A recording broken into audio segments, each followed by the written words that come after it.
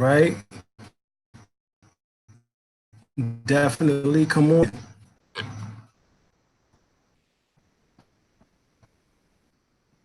All right.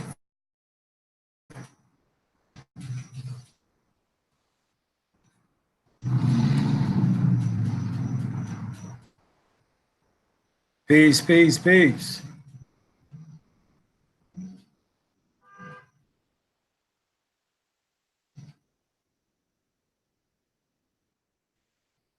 We're gonna let the room fill up a little bit.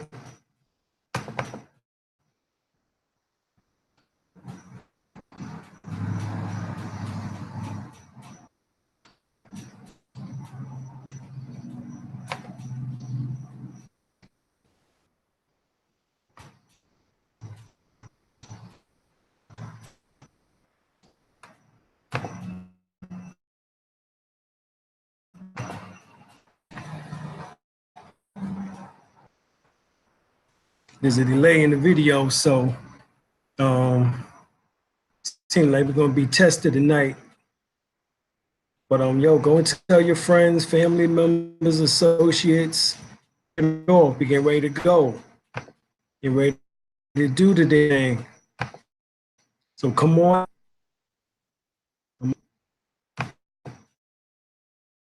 Selves. Right?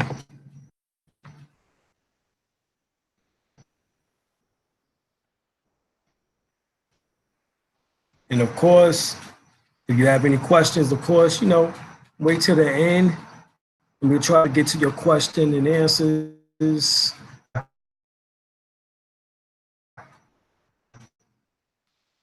And so, make sure you write them down, make sure you got them. All right, because this one's going to be a doozy. This is going to be probably one of the most complete documentations slash information. This is actually a continuation from last night, but we don't call it part two because Negroes have a tendency of not watching part two or three or four. So we just named it a whole new name so that we can keep it going. We learning all the tricks and the trades of YouTube and our people mentality of only being able to watch about 20 minutes worth of information. Even though tonight is going to be more than 20 minutes, all right, because I got a lot of information to share. But we're going to go over at least another 100 slides and then go to the next presentation and then go to the next one. It's going to take about 4 presentations. So hopefully everybody can get that together. Make sure you go back and watch part 1. That was last night, was the live origins. So go back to part 1 and we're gonna go to part 2, which is tonight, which is the origin of the races and extraterrestrial connections. Reason why we're doing it like that, our people have a tendency of not being able to watch more than 20 minutes for whatever reason. I don't understand that, because I know y'all watch more than 20 minutes, when y'all watching, all these other dudes out here. You know what I mean? So I don't understand the problem personally, but hopefully, the mentality will start raising and people be able to watch the whole thing. You know what I'm saying? It's funny to me that, when I first seen Tasha K, over a year or so ago, she almost going probably now almost over a year, 2 years. When I first seen her, I knew that she was going to be big on YouTube, but she had that personality. But what I noticed that with her, she has a jingle in front, and at the end, she has a catch saying. So instead of doing, something to that magnitude, of course we do continue now for days, weeks, months, years to come. We do our saying. Now, if y'all need a jingle, you know what I'm saying? Sometimes I'm rapping in the beginning of it because I'm listening to my song as we put on, Blog Talk radio show on Blog Talk we have the show going, and so I'll be rhyming my rhyme part, on there. Either it's burning gates, or either it's the Nagas. You can't run with the devil and walk with God. So those are two of my songs, i.e., the Naga members, Dub and C, double MC, as well as also the God Heru, you know, and the God Kamos. All right, so you know we have more members in the Nagas, so just get ready. We're gonna have more music, the Nagas, because we are affiliated with the God Fuquana Law from the Grave Diggers slash formerly Stetsasonic. All right, and he did recently send me a beat, so hopefully you hear me soon on some of the Grave Diggers new music that's coming out. So we're going to try to do that. We got a lot of stuff coming up. Make sure y'all go to YouTube, subscribe, like, comment, make sure you go to the website, www.dralimbey.com.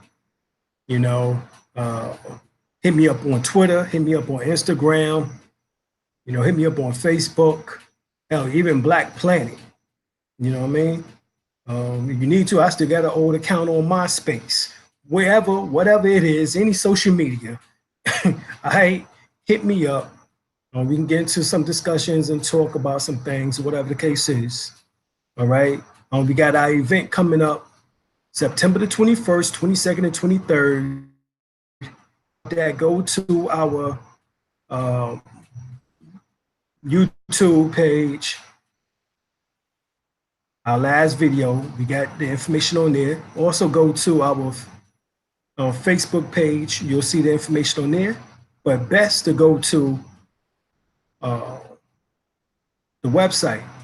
On the website, we have 21st, 22nd, 23rd of September, and everyone is cordially invited.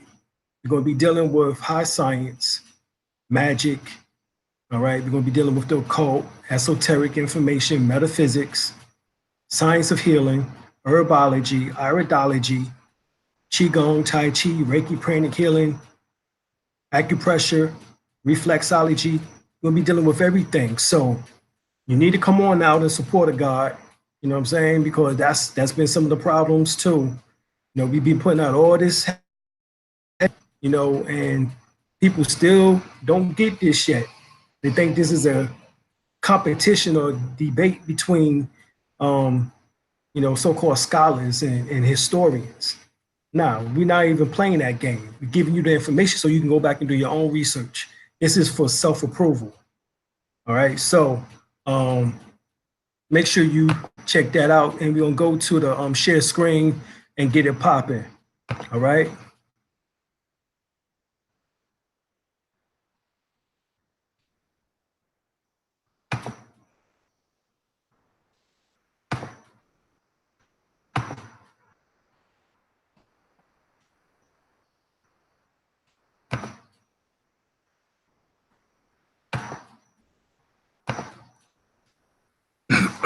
All right.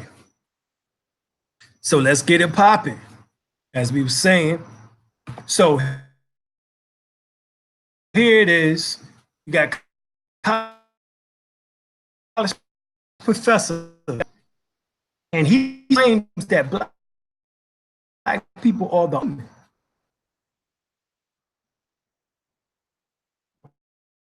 all right. Yes. Did because the pure humans was on the planet Earth for hundreds and thousands of years. Go to the final call, Undeniable Truths by Robert Muhammad. And he says, in recent years, it's been shown that the science of molecular genetics, that the DNA of the entire human woman living in Africa 140,000 to 300,000 years ago. Now, we know that is much further back than that. However, we're going to utilize this information and we're going to see where we go with it. This research tells us that any and all human archaeological artifacts found buried in the earth can be dated as 300,000 years or older, or indeed the creation of the original black people of the earth, since, according to the genetic records, only the black man and black woman could have existed at that time. And that's true.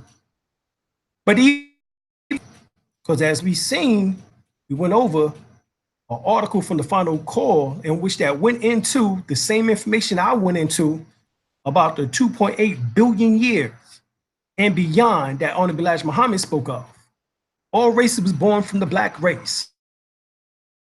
Everyone alive today descended from an African woman who lived 200,000 years ago or more.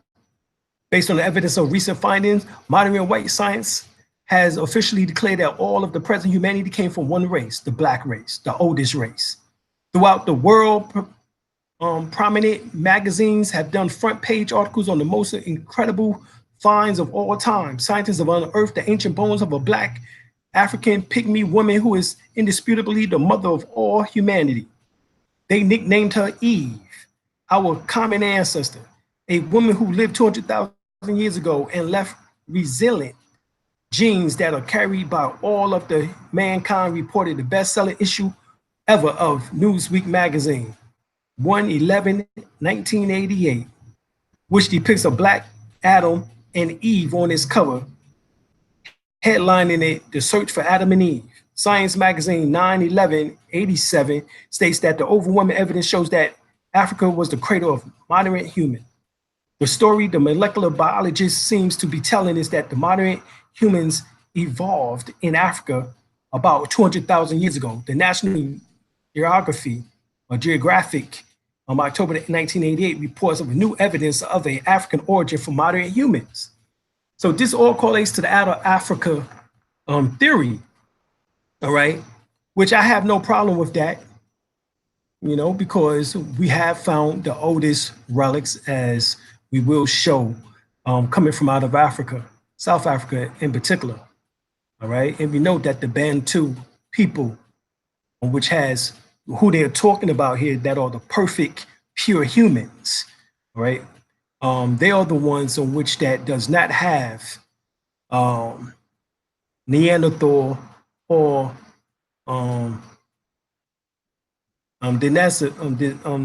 Denisovans genes, right? Which the Denison people who allegedly died out, but the genes are carried within the Asians, has 17% of the genetic makeup of the Neanderthals, right?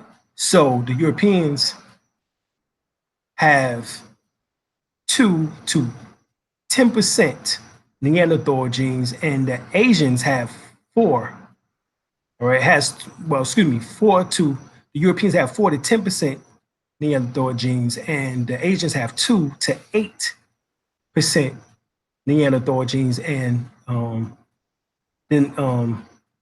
Denisovan genes, right? So here, all right,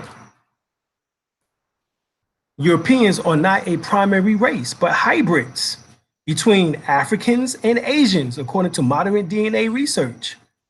Europeans are mostly Asians, all right? That is the Neanderthal portion, and the Denison, all right? The Denisovan, that is their portion. Europeans are mostly Asians, 1/3 African and 2/3 Asians, right? This is what they call Caucasians, right? This is not from me. This is from scientists, right? Overall contributions from Asia and Africa are estimated to be around 2/3 and 1/3 respectively. Simulations have shown that this hypothesis explains quite well the discrepancy between trees obtained by maximum likelihood and neighbors joining. This is L. Lusa Cavalli Sforza, 1997. This is called Colloquium Paper, Genes, People, and Languages, right? Prague National Academy Science, 94, right? This is geneticist. She's a geneticist, and this is what she says. So just to keep that in mind as we continue on. So we know that no one was upon planet Earth but so-called black people over 200,000 years ago, at least. So I'm gonna take you back, right? Let's go back millions of years ago. Because remember, we told you these books, Forbidden Archaeology, Hidden History of the Human Race, and Strange Artifacts, right? We showed you specifically where it speaks of the fact, right, of the connections, right, going back 2.8 billion years, y'all, right? 2.8 billion years, right? And I'm showing this because this is necessary for everybody can keep up. So here it is, right? These are metallic spheres found in Western Transvaal, South Africa, 2.8 billion years. So the oldest relics have been found in South Africa, 2.8 billion years. All right, and here the undeniable truth again. And this is where Robert Muhammad speaks about it even before the article with the which he spoke of the 200, 300,000 year period. That is the reinventive so-called Moors or black people. But here he tells you, he said close to 300 billion years ago, literally billions of years before the Triassic and the Jurassic period of the so-called dinosaurs. He says this, right? We was here. So we know, and here's the sister, 1.5 billion years ago was found. So all of this is before we even get to America. That was in South Africa. The oldest relic that we have found thus far in America is here to the right, which is a metallic or metal vase, right, in Dorchester, Massachusetts. Unknown metal is silver.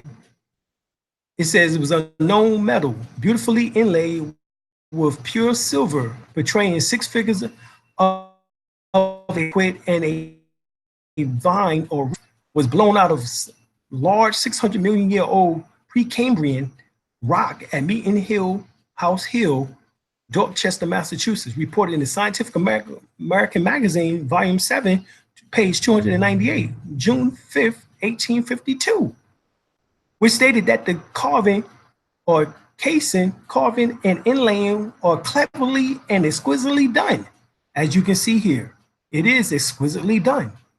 So then we have 300 million year old footprints, which they have to explain. See, this is far beyond the 200 to 300,000 years ago that Robert Muhammad spoke about, even though he knew about the 2.8 to 3 billion year period of us existing on Earth. This is just us going through the information so that you can get a feel of what is really going on here, because this is undeniable truths that we're talking about, all right? 300 million to 440 million years ago, prints of a man wearing shoes in which that the left foot is trotted on a live 300 million year old trilobite creature along with a child's foot with all 5 toes showing dimly, and other sole or sandal prints found on a 700 millimeter rock face in the House Mountain Range east of the Antelope Spring, Utah, reported in the Mysteries of the Unexplained. See, this is the Mysteries of the Unexplained, New York Digest, on Reader's Digest, 1982, page 46. All right. Also, 400 million years ago, shoe print made in Persian County, Nevada, which clearly shows fine seam threads on a shoe embedded in the side of rock. So we have footprints, shoe prints in Utah, Nevada. We find metal, silver inlay. Somebody was smelting metal 600 million years ago. 600 million years ago. It says a bell-shaped metallic vessel was blown out of the rock that was about 4 inches high and was carved with exquisite carving covered with exquisite carving indicating the presence of an artistic metal worker over 600 million years ago in Dorchester, Massachusetts. So we have footprints in Nevada, footprints in Utah, metal workers in 300 million years to 300 million year period. All right. Rabbi Muhammad even goes in final call on this one. He goes in and says, I'm talking about right now. He talks about it. See, Rabbi Muhammad, he's following it because this is all correlates to what the Prophet Noble Drew Ali spoke about, you know, to what Master Fard Muhammad spoke about and what Honorable Elijah Muhammad spoke about. According to a recent United States Geological Survey map of the Boston, Dorchester area, the Pudding Stone, now called the Roxbury conglomerate, is the Precambrian age, over 600 million years old. By standard accounts, life was just beginning to form on this planet during the Precambrian age. We talking about regular life. We just talking about bacteria, viruses. We ain't talking about no damn metal workers. This is what they tell you in science class. But see, we're not in science class. We're in the truth class. All right. This is beyond. All right. This is way beyond. All right. Their information. Right.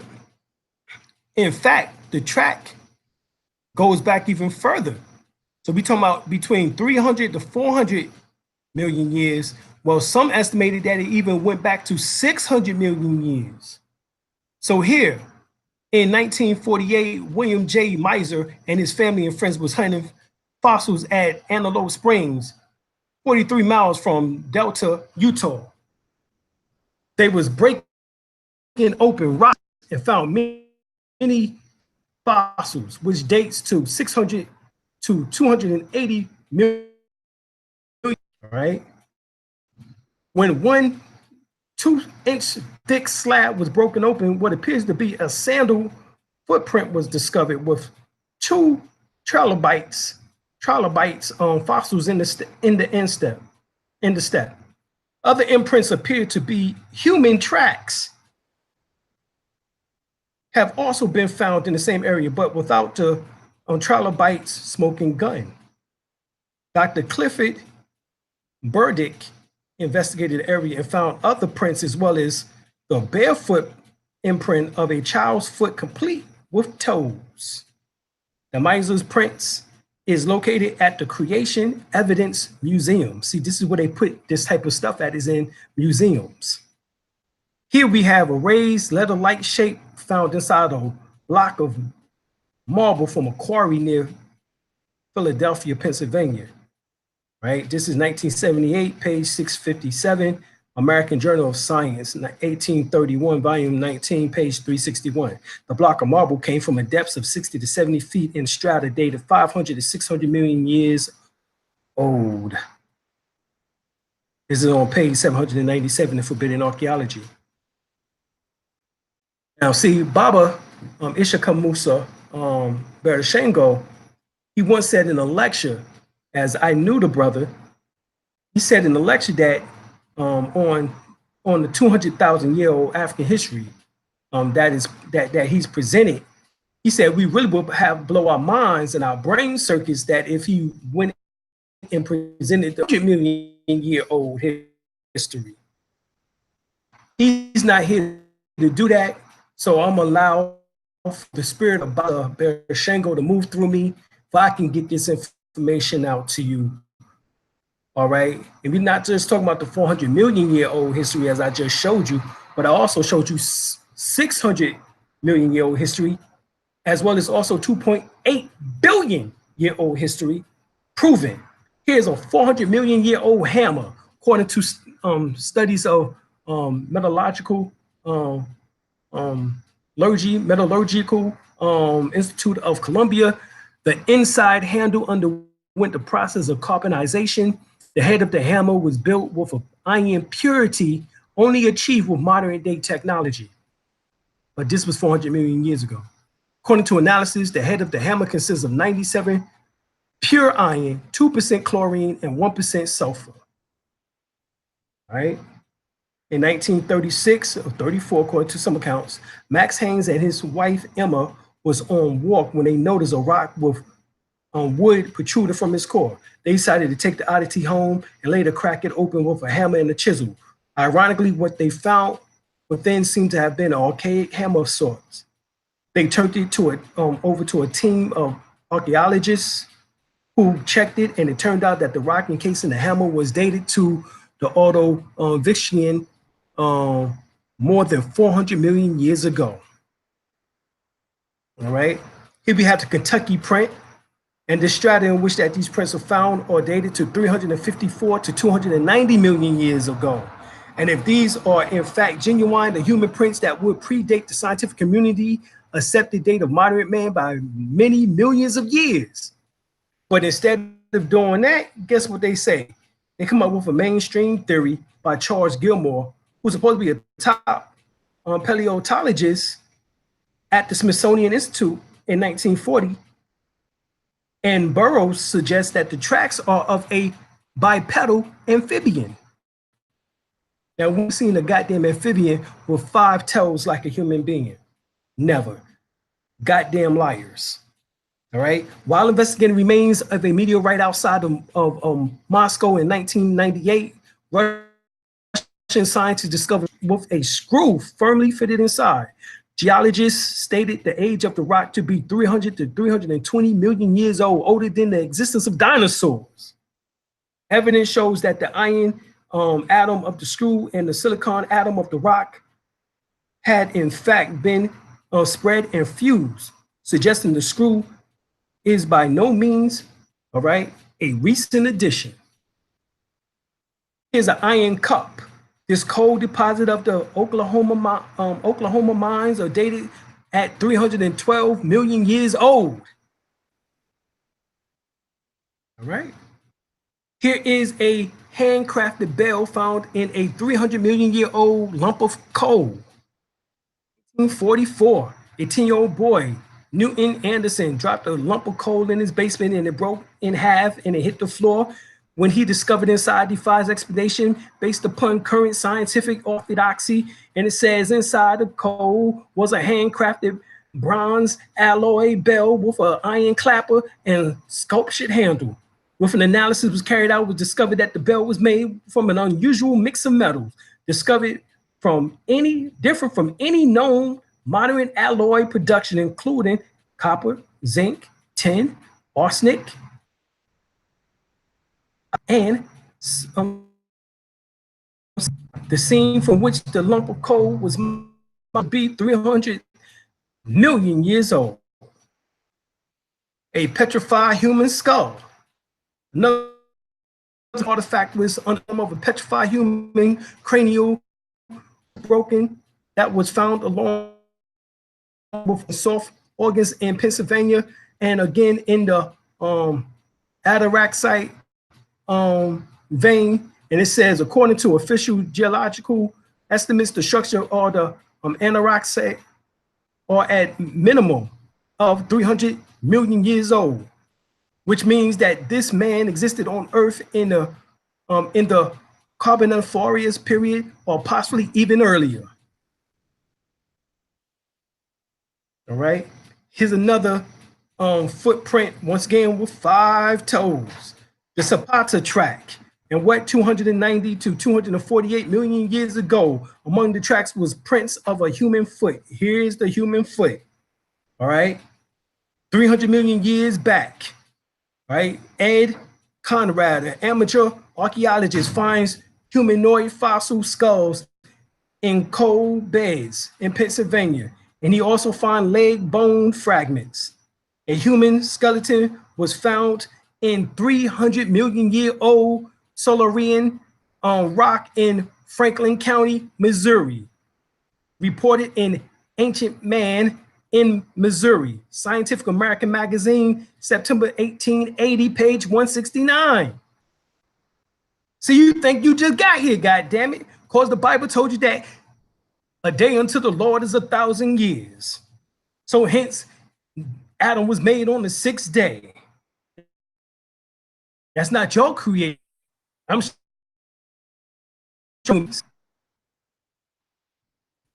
everything we have been taught about our origin is a lie. And that's a fact. It is also accepted belief that humans and dinosaurs did not coexist. In fact, we are the ones who made the dinosaurs. Right? We was already doing genetic. As I just showed you, we existed before the dinosaurs was even on the planet.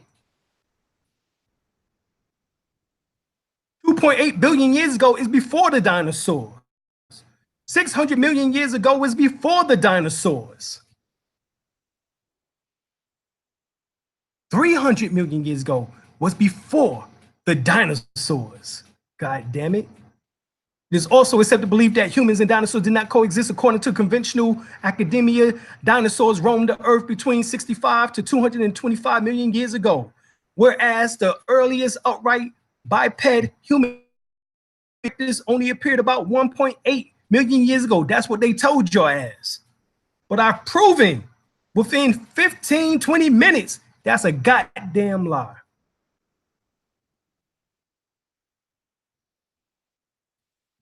Human footprints crossing three-toed dinosaur footprints fossilized in the Paluxy River bed in Glen Rose, Texas.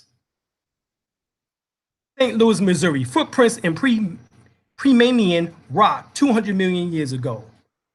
Burra, Kentucky, footprints in Pennsylvania rock 200 million years ago. See, I'm taking you through, as I take you through this information, I'm taking you actually through a timeline and showing existed. Nobody has done this for you. 195 million years ago to 160 million years ago, fossilized footprint imprints of a human shoe show in limestone of Triassic period, 160 to 195 million years old, founded by Albert E. Klatt in 1927 near Fisher Canyon in Pershing County, Nevada. A Rockefeller Foundation geologist in New York verified the specimen as definitely Triassic limestone. Micro photographs made of the fossil shown very distinctly that the imprint was that of a well-made piece of leather that had been stitched by hand. My wife, grandmother always used to say, I might be old, but I'm not cold, baby. I'm a well piece of leather. I'm an old piece of leather well put together. All right.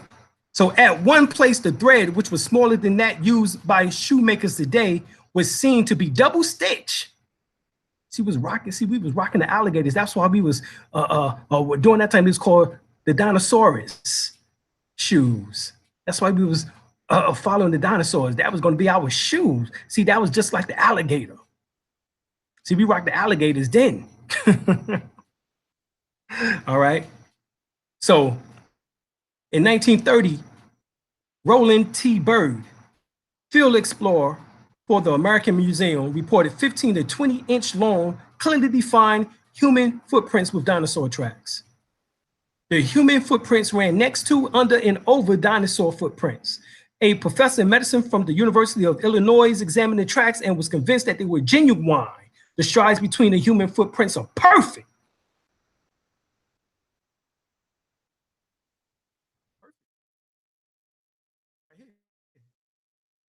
Ashley interviewed Professor Jamie Laga, all right, or Gutierrez Laga. It says, author provided, I examined the professor's high quality replica of the fossils, which he personally excavated in 1999 near Bogota, Colombia. He found in Cretaceous rock dated to around 130 million years old. So here we have fossils, human fossils that they have found in Colombia, South America, y'all, dating back to 130 million years old. And he shows me black and white photographs of himself with the fossils at a real dramatic mountain location. However, after a very frustrating hour, the predictable kink appeared in the story. I asked him what university has confirmed the fossils were 130 million years old and that they were actually human hand bones. The professor replied, when I announced the discovery in 1999, two professors, Dr. Hovind and Dr. Braun, from a historical organization in Texas, appealed to date the stone. They came to Colombia, right? And I signed the fossils over to them, and they still have it.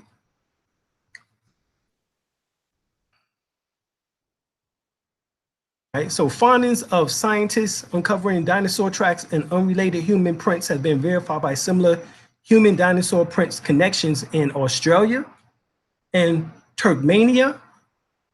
All right. This is Moscow News, 1983. So it wasn't just happening in America. This was some worldwide shit. Australia, under the mountains of California, amidst dinosaur bones have been found actually human remains.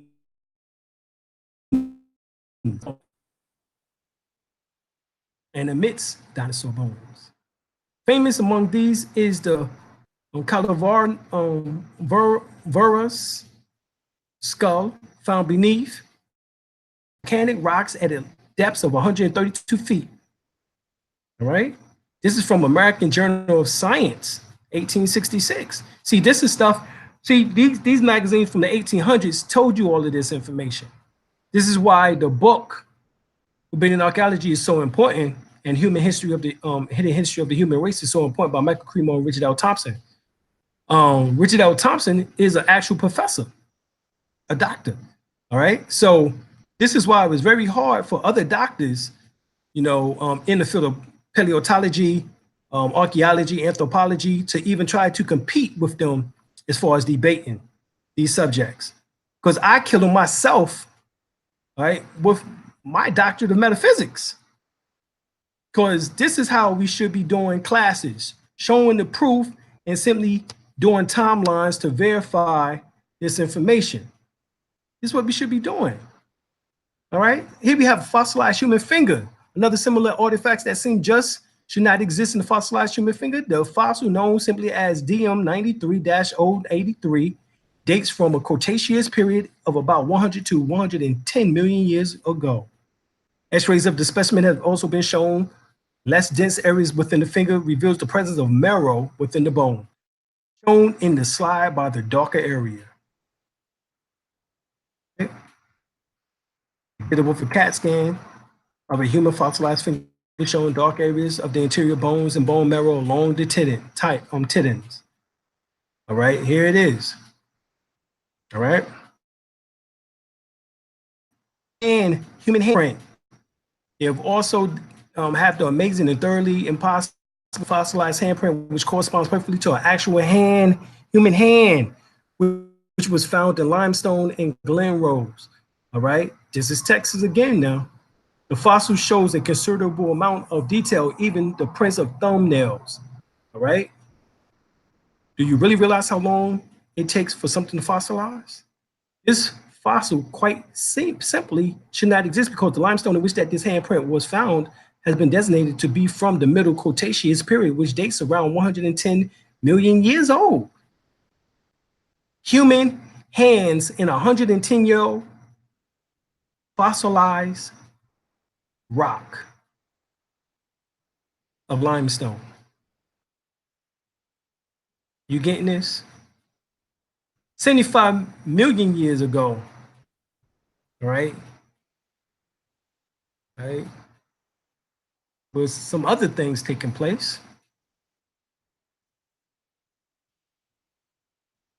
in which that 70 million years ago, it says human skull was found in Cretaceous strata, Gilman, Colorado, reported the Sunday Herald, Iowa City, April the 10th, 1867.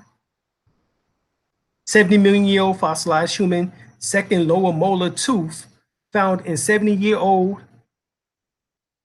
all right, Eocene coal at Billington, Montana on November 1926 in the number 3 Eagle mine at Bear Creek. The Copper County News, Montana, November 11, 19. Reference also New York Reader's Digest, page 46.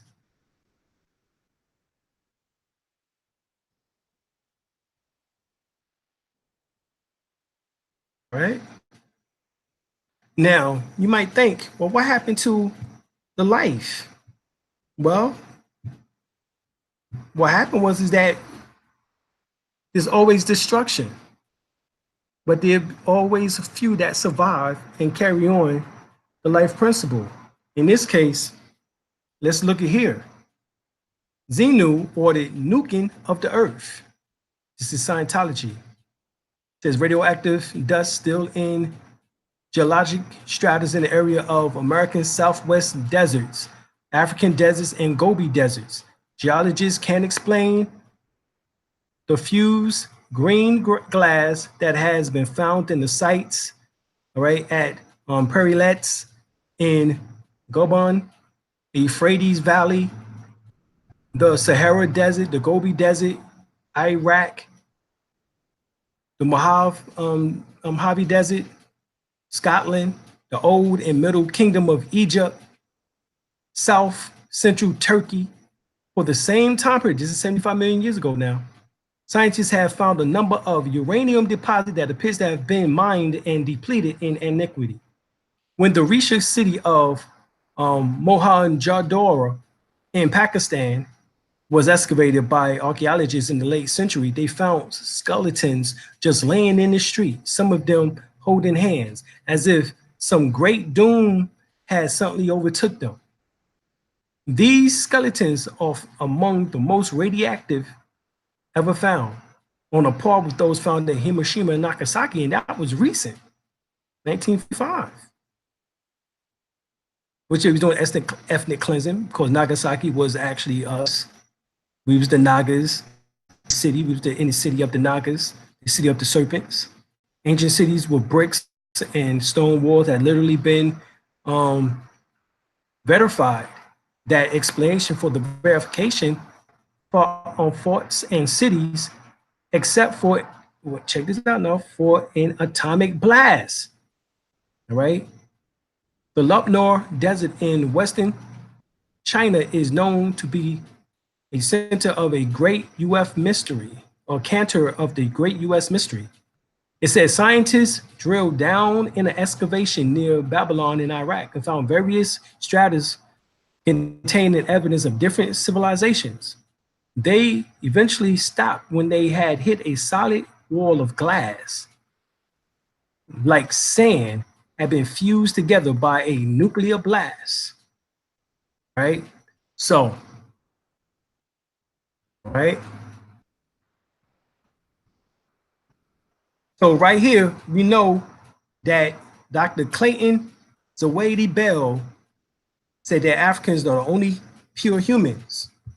And so we find that a whole new wave of genetic race debates came in May 2010 with the reporting of the initial results of the Neanderthal Genome Project. These points to interbreeding between Neanderthals and modern humans, which has left a genetic legacy between 1 to 4% of Neanderthal autosomal DNA in non-African Eurasians.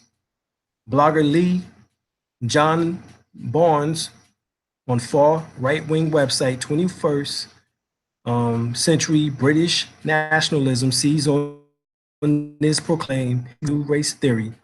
He states that the fact that modern Europeans are part Neanderthals explains the racial differences. He translated that the 1/4 on 1 through 4% for all Eurasians into moderate Europeans have a minimum of 4% DNA from Neanderthals. Whites who are the descendants of the Cro-Magnon. All right, now the original Cro-Magnon were us. Grimaldi, man. The original Grimaldi and the Cro-Magnon were us. All right. East Asians have 2% DNA from Neanderthal, the Oriental racial group. Black Africans have no DNA from Neanderthals, equals African blacks. It appears that the Australian Aborigines do not have any Neanderthal DNA either. Well, actually, they have a little, all right? Less than 1%, but they also have denisovan, you know, but so they also archaic Homo sapien from Africa, right? And this is despite project team member geneticist David Reich saying that all non-Africans, be they from France, China, Papua New Guinea, shares the same amount of Neanderthal DNA, suggesting that interbreeding occurred before these populations split.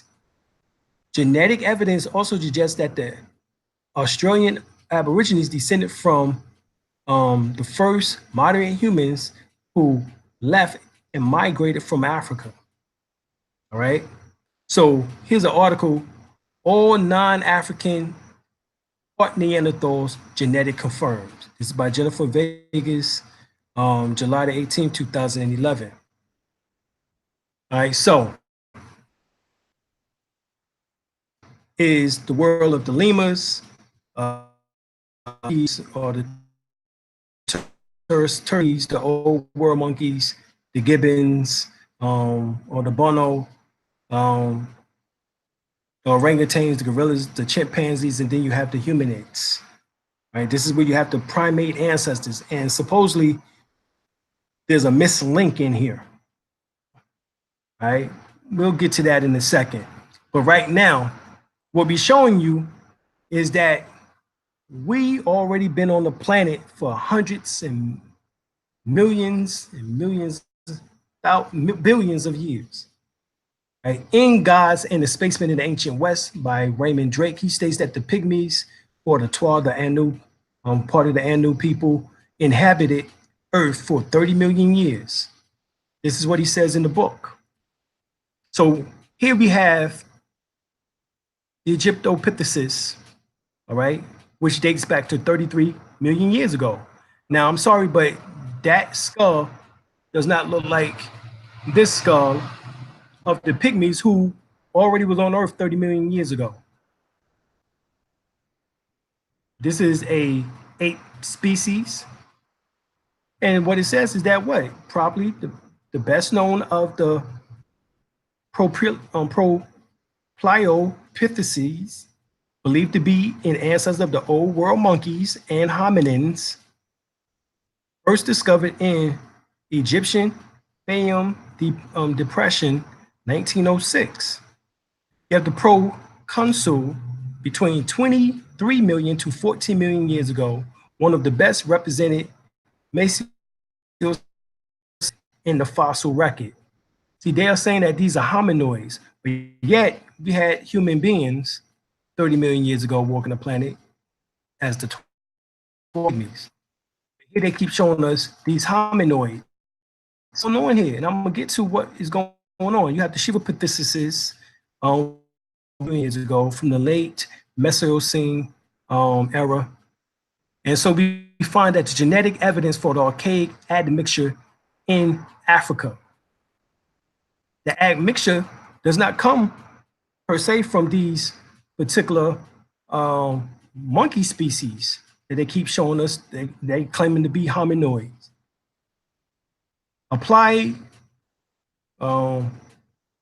populational likelihoods approach to DNA sequences data gathered from a sample of sub-Saharan Africans found evidence for several introgressive haplotypes, frequencies of which were highest in pygmy population from Central Africa and to lesser degrees hunter-gatherers from Southern Africa.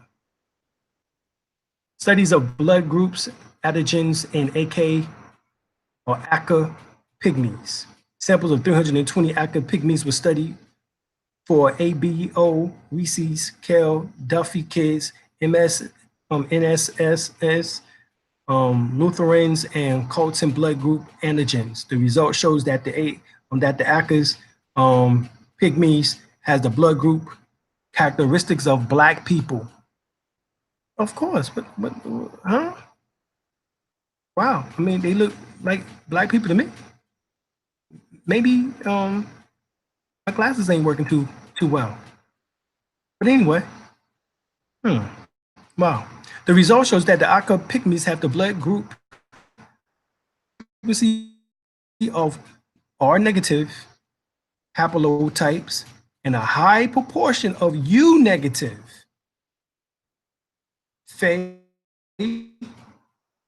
people, a low frequency of K gene.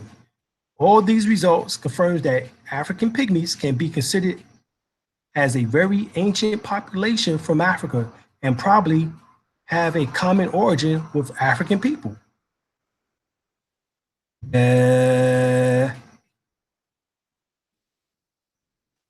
Why is the Albion so retarded? When this is obvious. Look at them. They show Black people.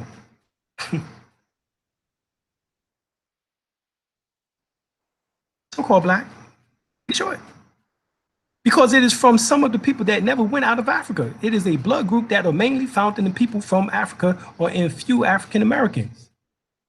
What are they talking about? Oh, here it is. Seemed like the things was not something that groups settled of the world carry. The U antigen is a high incident antigen occurring in more than 99.9% of the population.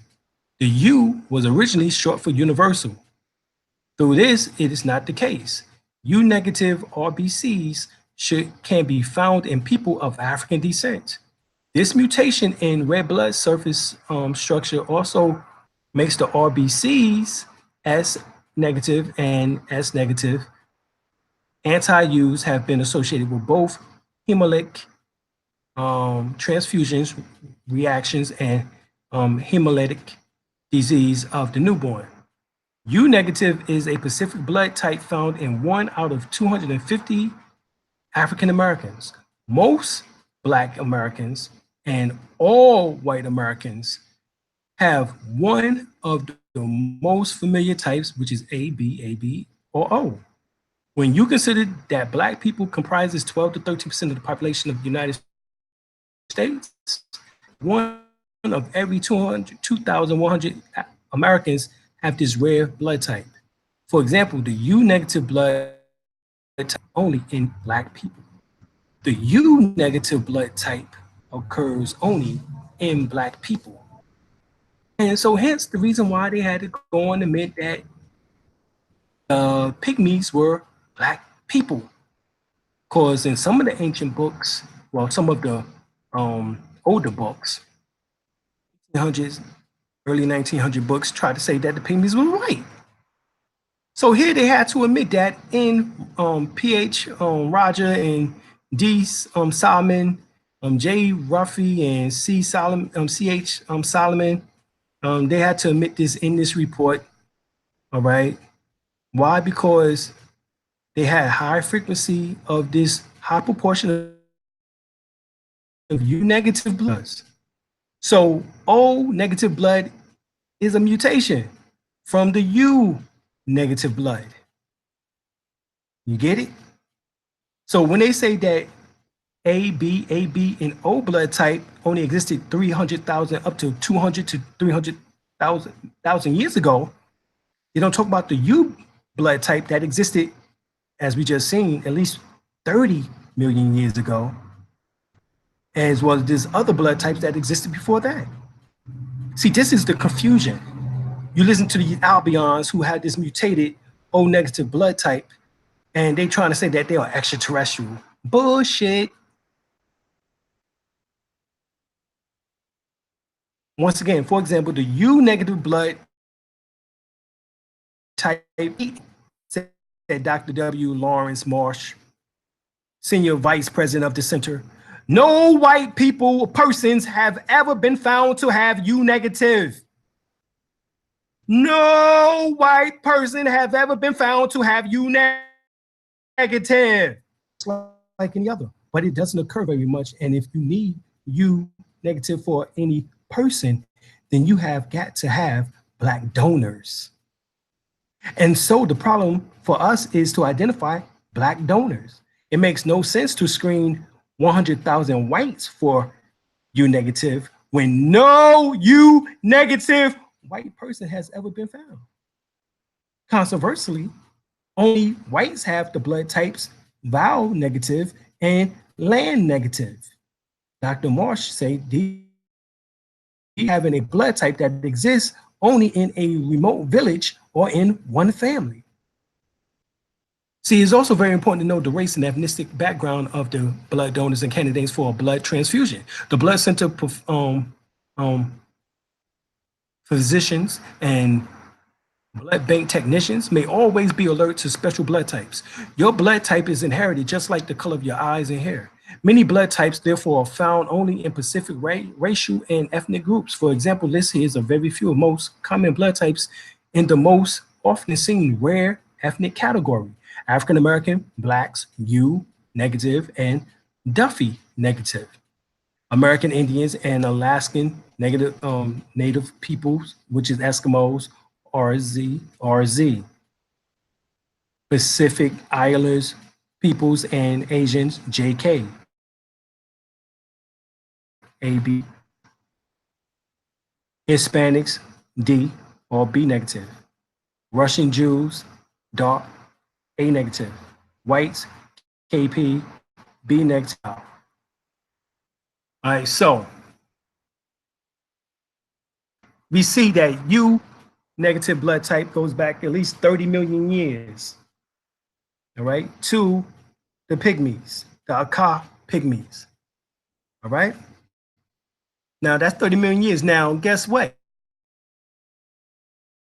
Chimp species goes no further back in history than 20 million years ago. So that means that there was so-called Black people on Earth before the apes, chimps, and gorillas, which, remember, they tell you that the chimp has 98% of the same genetic codes as humans.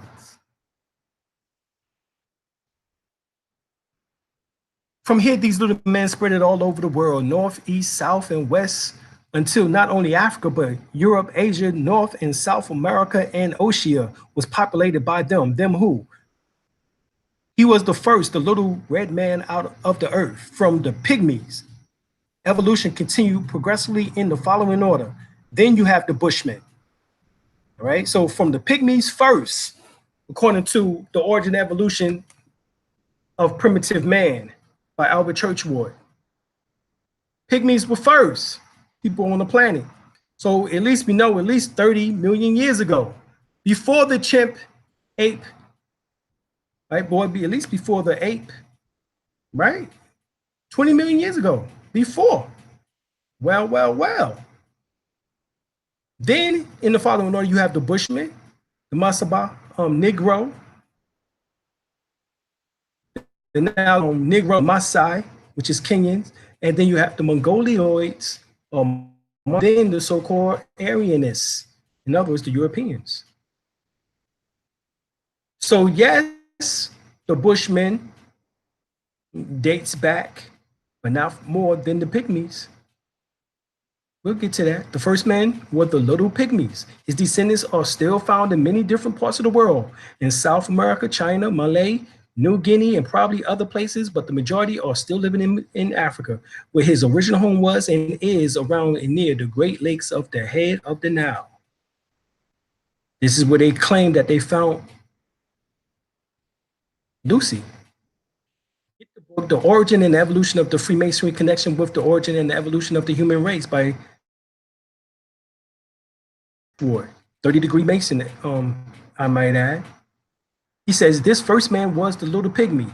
His descendants are still found in the different places in the world, right? South America, China, Malay, New Guinea, and probably other places, but the majority was still live in Africa, where the original home is around the Great Lakes at the head of the Nile. And I'm rereading that because it needs to. And it says the Egyptian wisdom registered the fact that the pygmies were the first the earliest human, because the earliest divine man known in their mythology is portrayed as a pygmy. The following is the zoo type. The primitive form of Elder Horus, Heru, was that of Bes. Bes is a figure of a child Horus in the likeness of a pygmy. Here he is. Get the book Hidden Life in Freemasonry. See, all this shit is in Freemasonry. This is why you don't know this information. You haven't been initiated, nor have you done the research in Freemasonry, because the Illuminati got you so spooked at that shit. Oh, that's Illuminati. That's Illuminati. But it's in Freemasonry. The Hidden Life in Freemasonry by C.W. Ledbetter, 33 Degrees, states that the Pygmies race is a relic of the old Lemurians and represent the more Purians were Atlantic people, but in the process of dying out, they diminish in size. The African Bushmen are also remnants of the same race. They are part Pygmies, but they also is very mixed blood. But with very mixed blood, where they get this mixed blood from? We're gonna find out. And at the same time, it's true of those who are usually called the Australian Aboriginals, except that in their case, there is very admixture of Aryan blood. At one time, the Pygmies were spread out over a great deal more of Africa than at present. Egypt. The reason why the Egyptians have them as the best symbol, which is the earliest man. Signs and Symbols of Primordial Man by Albert Churchward. See, I'm just an Albert Churchward fan. You know what I'm saying? Because in some regards, he dropped that information on you, which we still should be getting this information out today. He states that the Pygmies are the original and the oldest living people on the face of the earth. Once again, he says the Pygmies are the original and the oldest living people on the face of the earth. So if they are the Anu people, hence they come from Anu, the guy from up there. And as we showed you, they went into Asia, hence they went into Mesopotamia. They become what they call the children of Nimrod. They are the children of Nimrod as they go by the Bible. The Nile Negroes were probably one of the first in Anu race that was the first and oldest race of men after the Pygmies. All right. The Anu, misnomer Pygmies, invented much of the earlier is used in ancient Egypt. Why? Because they was the first people to enter Egypt. By 4000 BC, they probably invented the precursor to the Cuneic form writing of Mesopotamia. Exactly. They did, because they was the children of Nimrod. As they went into Mesopotamia, they went into Babylon. So all of that is 20 million years ago. Found in Kenton, Oklahoma, and North Central. 28 million years ago, the human skull, human skeleton found an extremely hard 28 million year old limestone on the coast of French Caribbean island of Guadeloupe in 1812. Belonging to a woman about 5 foot 2 inches tall. The fully human Guadeloupe woman's skeleton is complete in every respect except the feet and the head are missing. It is an authentic discovery which has been in the British Museum for over half a century. Where? In its basement. They can't allow for you to see that shit. When the 2-ton limestone block contained Guadeloupe woman was first put on exhibit in the British Museum in 1812, it was first displayed as proof of the Genesis flood. But this was 28 million years ago. So they were trying to say that, oh, well, that happened then. But hold on, I thought the earth was only 6,000 years. And then I thought the flood soon came after that, after Adam being 6,000, from the 6,000 years of creation. And then he only lived to be 934 years old.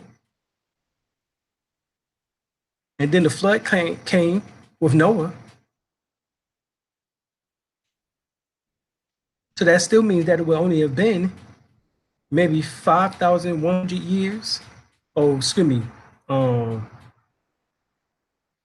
5,900 years.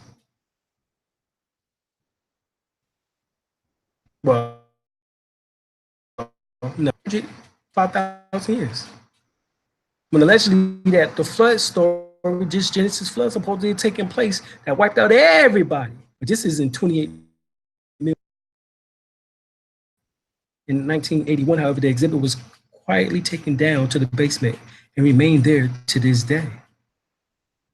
My wife and I, when we went to the British Museum back in 2008, we asked the curator, and he wasn't a head curator, but we asked him, and he said that what you see here is only 20%.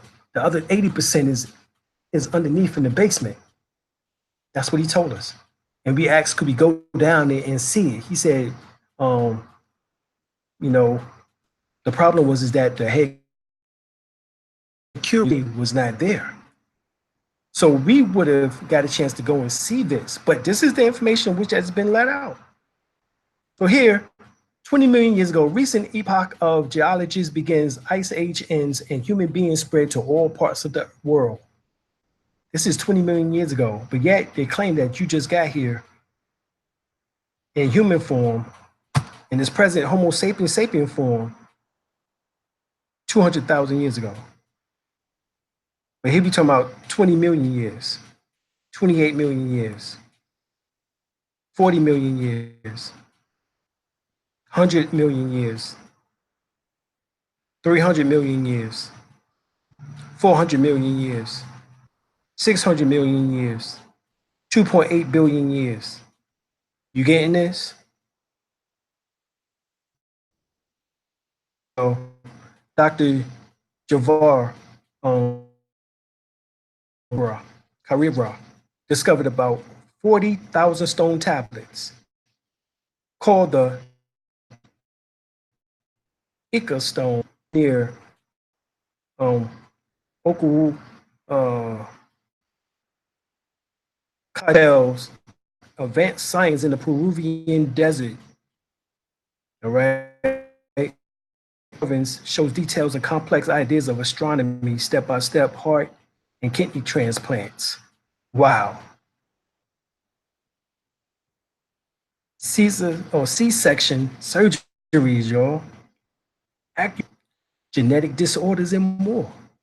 This is on 40,000 stone tablets. There are descriptions of vehicles that flew through space or in the sky without consuming fuel. Uh-oh, they knew about free energy? Maybe hydro.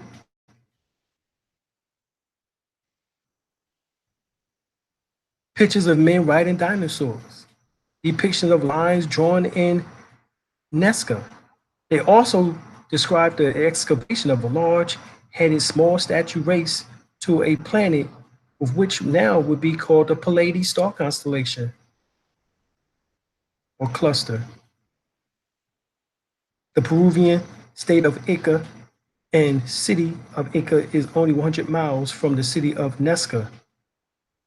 Human footprints found in the same layer of dinosaur prints. Oh, we already talked about that, but this was discovered near Tuba City, Arizona. They found fossilized men tracks there too. So Arizona. All right, Nevada, Texas. 12 million to 70 million years ago, they found this iron pot, machine-made metal device discovered in 12 to 70 million year old coal from the Tertiary period, found at the Isidore Bronze of Austria. It says the hardened steel and nickel alloy device was seen to be part of a larger mechanism. Is machined perfectly straight and sharp on four sides with the different size convex with a deep incision all the way around its middle. Reports in Nature, London, November 1886, Paris 1887, and currently held in the Hemadois Museum in Wallachbrook. So in 1920, at the Thomas Municipal Electric Plant, Thomas, Oklahoma, fireman Frank J. Kenwood found a iron pot. This is the iron pot right here you see to the right, embedded inside coal from Wilburton, Oklahoma. The pot is also on display at Miles Musical Museum in Eureka Springs, Oklahoma. Right, result by M. Leakey and R. L. Hay, Nature, March 22nd, 1979. 12 million year skulls of two moderate human children, a mother and a woman, found in undisputable Pleistocene strata of at least 12 million year old in Castanodolo, Italy, discovered in 1860 and reported by A. Keefe, The Iniquity of Man, 1925, page 335 to 340. Have the 8-man facts of fallacy by Bromley Kent, Sovereign Publication, 1981, page 7980. And then Calaveras, California, skull identified as unmistakable human, was found in the middle of a mountain in Pleistocene strata. BWH allegedly discovered of an ancient human skull in California. All right. American Journal of Science, 1866.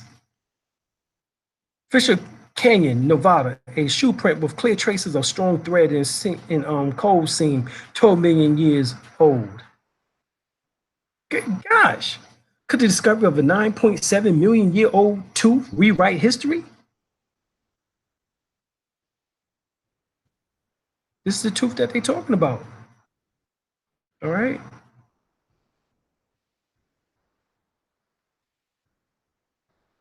Lucy died allegedly around 3.18 million years ago, which is now Ethiopia. She has since been basis for understanding the origin of our ancestors and their subsequently migrational pattern throughout the world. Lucy has led us to assume the human origin in Africa and left no earlier than 120,000 years ago. So they told themselves that we was only in Africa 3 million years ago and that we just left 120,000 years ago, which, based on everything that we just talked about, we know is a goddamn lie. But this is Lucy that they talk about. In 1974, Dr. Donald Johanson, paleontologist, discovered the fossil of a woman hominin, Australopithecus, which is actually should be Africanloidpithecus if they're going to say this shit, right? Because it was in Ethiopia, not in Australia. The arrogance, known as Lucy, in the Afar Triangle region of Hadar, Ethiopia, 8 to 3.2 million years ago.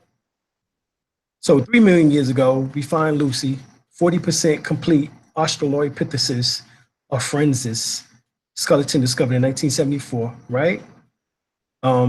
As you've seen, this is by Dr. Donald Johanson, but he worked for the International Fall Research Expedition, and this is said to be the oldest hominin fossil yet found in South Africa.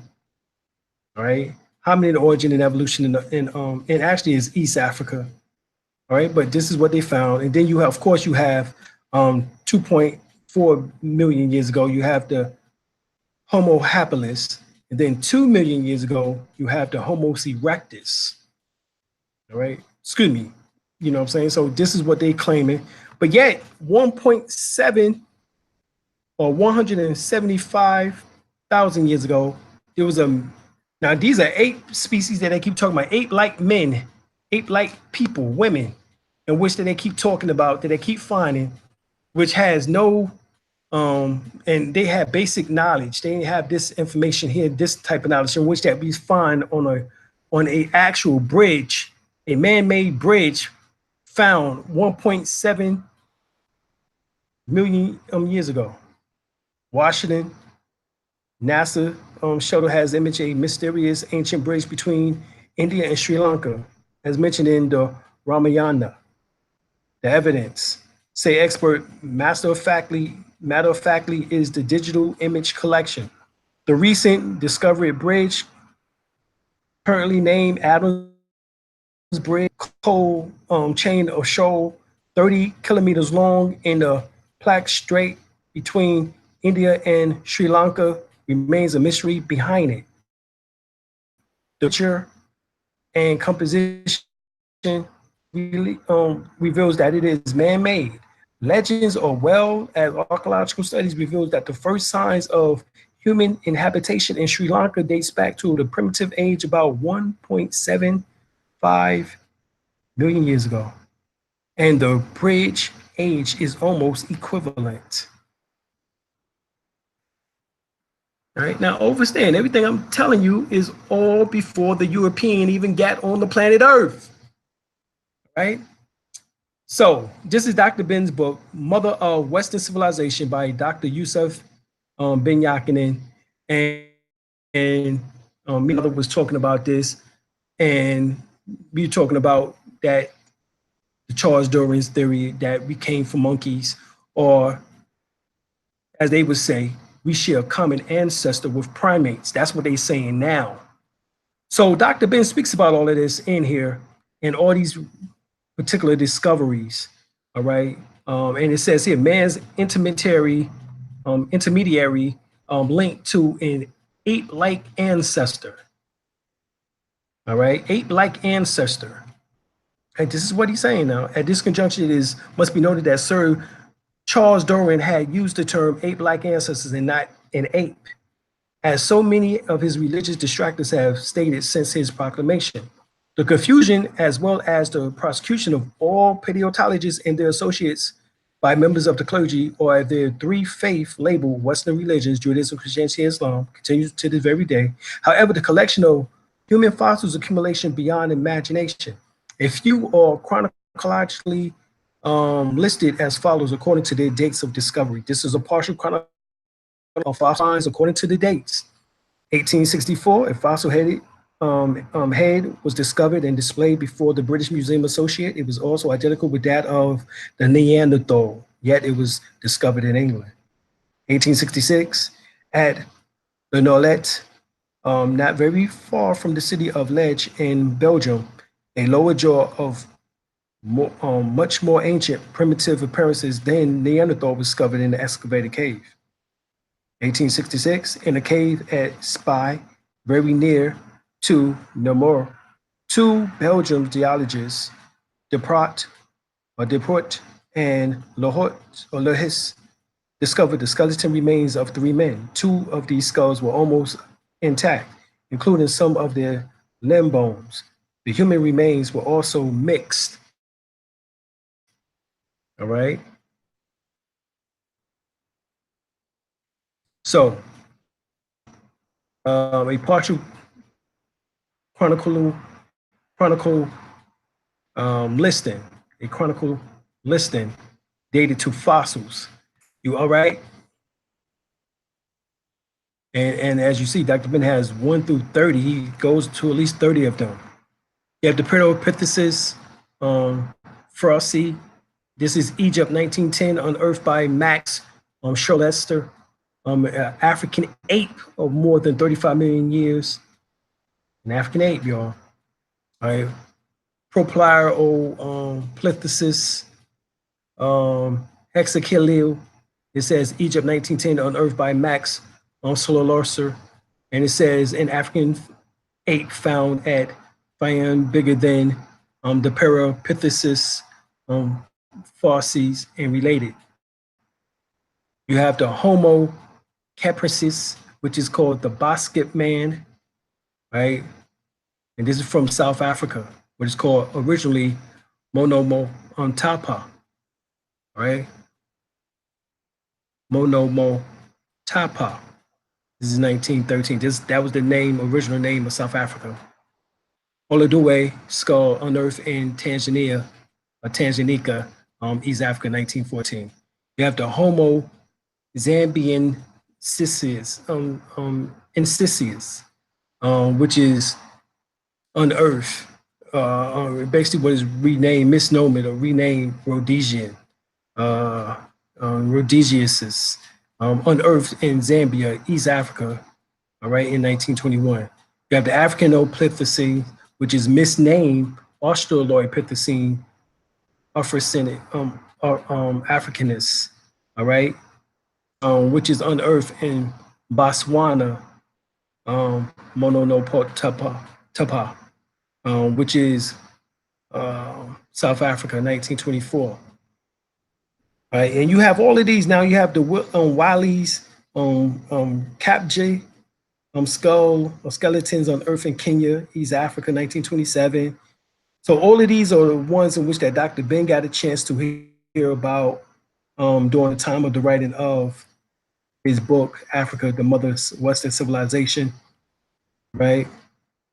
You have the intimate Tirta, which is unearthed Kenya, East Africa, 1927. You have the Park's epic skull remains. You have 1928. You have the oscillar skeleton, Western Sudan, Gamble's cave skeleton, Kenya, 1918, 1929. You have the proconsul, which we talked about earlier. You have the Homo Camencia,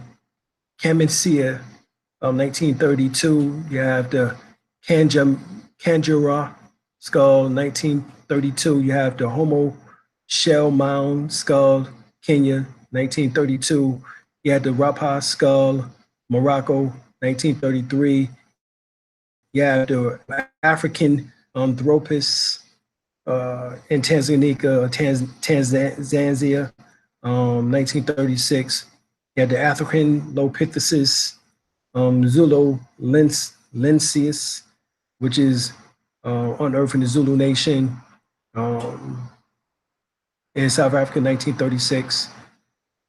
You have the Plessian Theropus, right, which is found in 1936. You have the Paraanthropus robustus, 1938.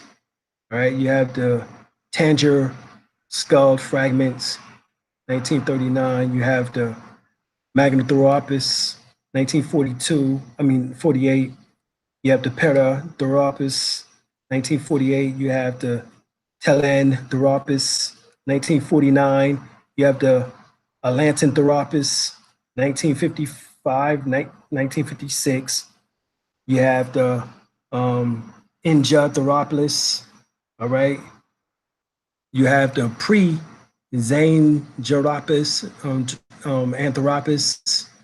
You have the Selenian man. You have the Hethias, Canthropin skulls of the Aquibaline industry. This is what Dr. Ben is speaking of, and which that was found, but we know that this is all part of Charles Darwin.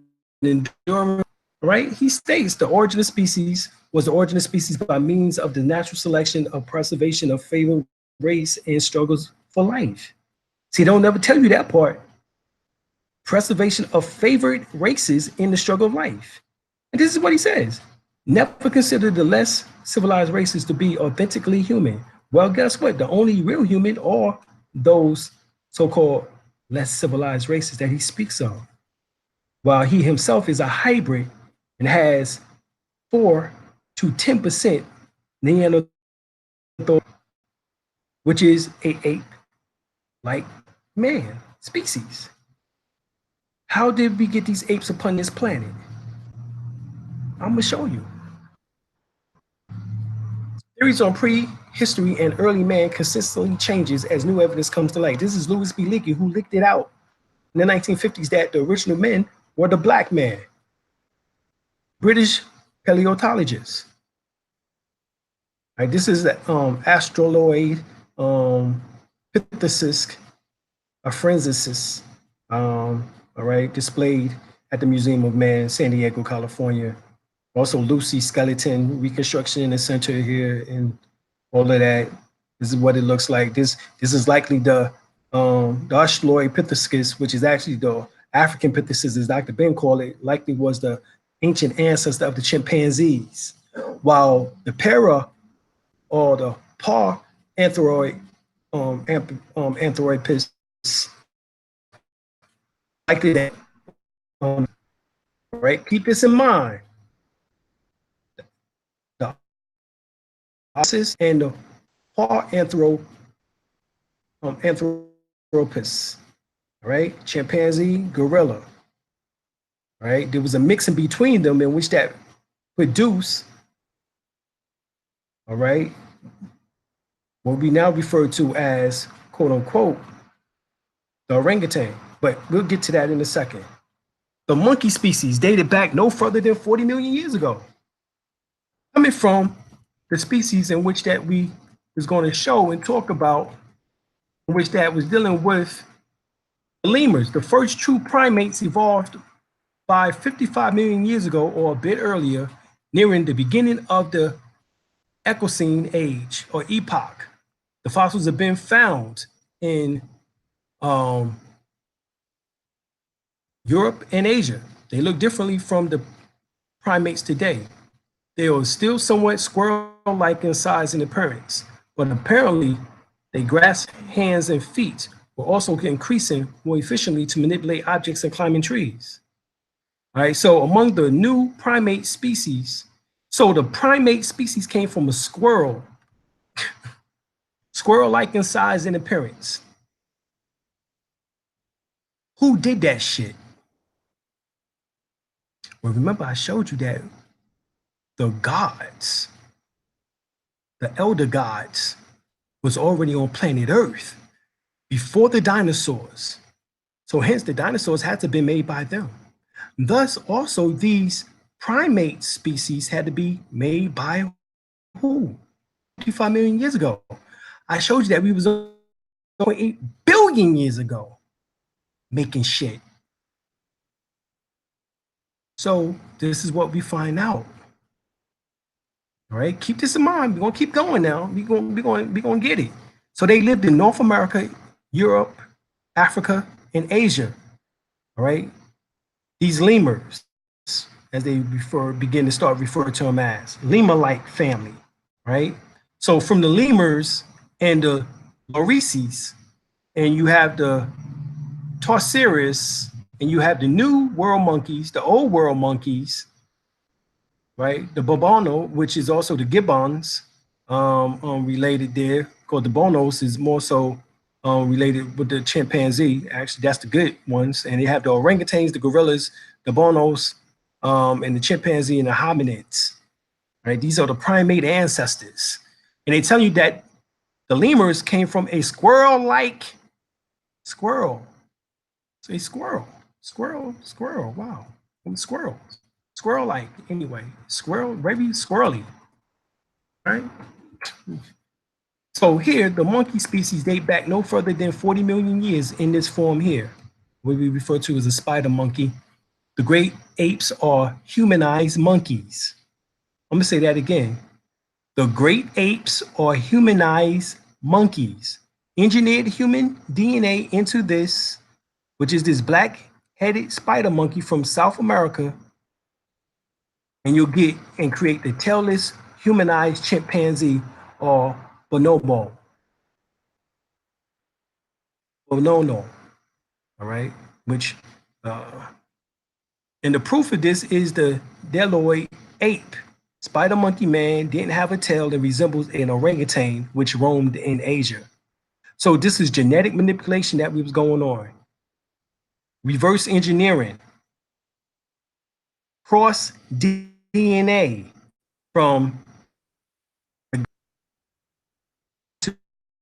to the resemblance and difference between man and the closest of his living relatives, and the four great apes are shown in the drawings and the tablets below.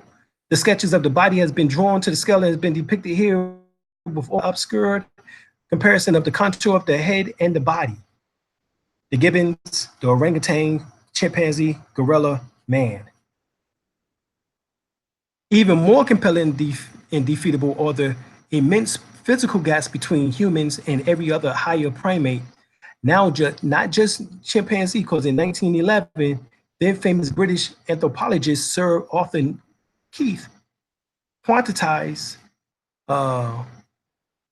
quantize all of the anatomical characteristic that sets a species of ape apart from the other. He found that the gorilla has 75 unique physiological attributes. Chimpanzees has 109, orangutans 113, gibbons 116, and humans 312. That is nearly 200 to 300 between the comparison as you see here. Thus, humans has an array of traits that are 3 times more distinctive than higher primates. This is surprising because the evolutionists so loudly trumpet their humans and chimp share 98% the same DNA, proving that the human evolution is not straight line, but in fact is very twisted bush, complete with interbreeding and retrobreeding.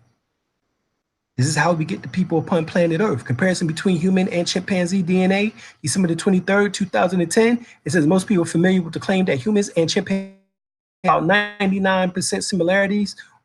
Our assertion, however, is that the genetic commonalities between the two primates is closer to 90%.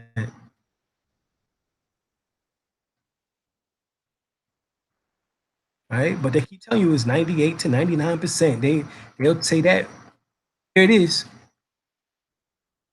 December the 22nd, 2010, article comes out, says chimpanzee Y chromosomes identifies nothing common with humans. Y chromosome, that's the male chromosome. That means that the tampering happened with the female chromosome, the mitochondrial DNA, not with the male chromosome. Because guess what? There's nothing in common with humans with the Y chromosome. Since the chimpanzee Y chromosome has been fully sequenced by geneticists and primatologists, the results did not appear to support a common human ancestry between humans and chimpanzees. Analysis of the chimpanzee's Y chromosome confirms that it is radically different from the human Y chromosome. The chimpanzee's Y chromosome has only 2/3 the number of the distinct genes in the gene family and 47% of the proteins coded in regions when compared to the primate human counterpart. Furthermore, more than 30% of the entire chimpanzee's Y chromosome has no counterpart in human beings. 30%. The segment that do have counterpart in the human Y chromosome are also located in different regions of the chimpanzee chromosome. According to a head lead researcher, it appears like there has been a dramatic reinvention and renovation of the chimpanzee and the human Y chromosome lineages. This is what they're saying.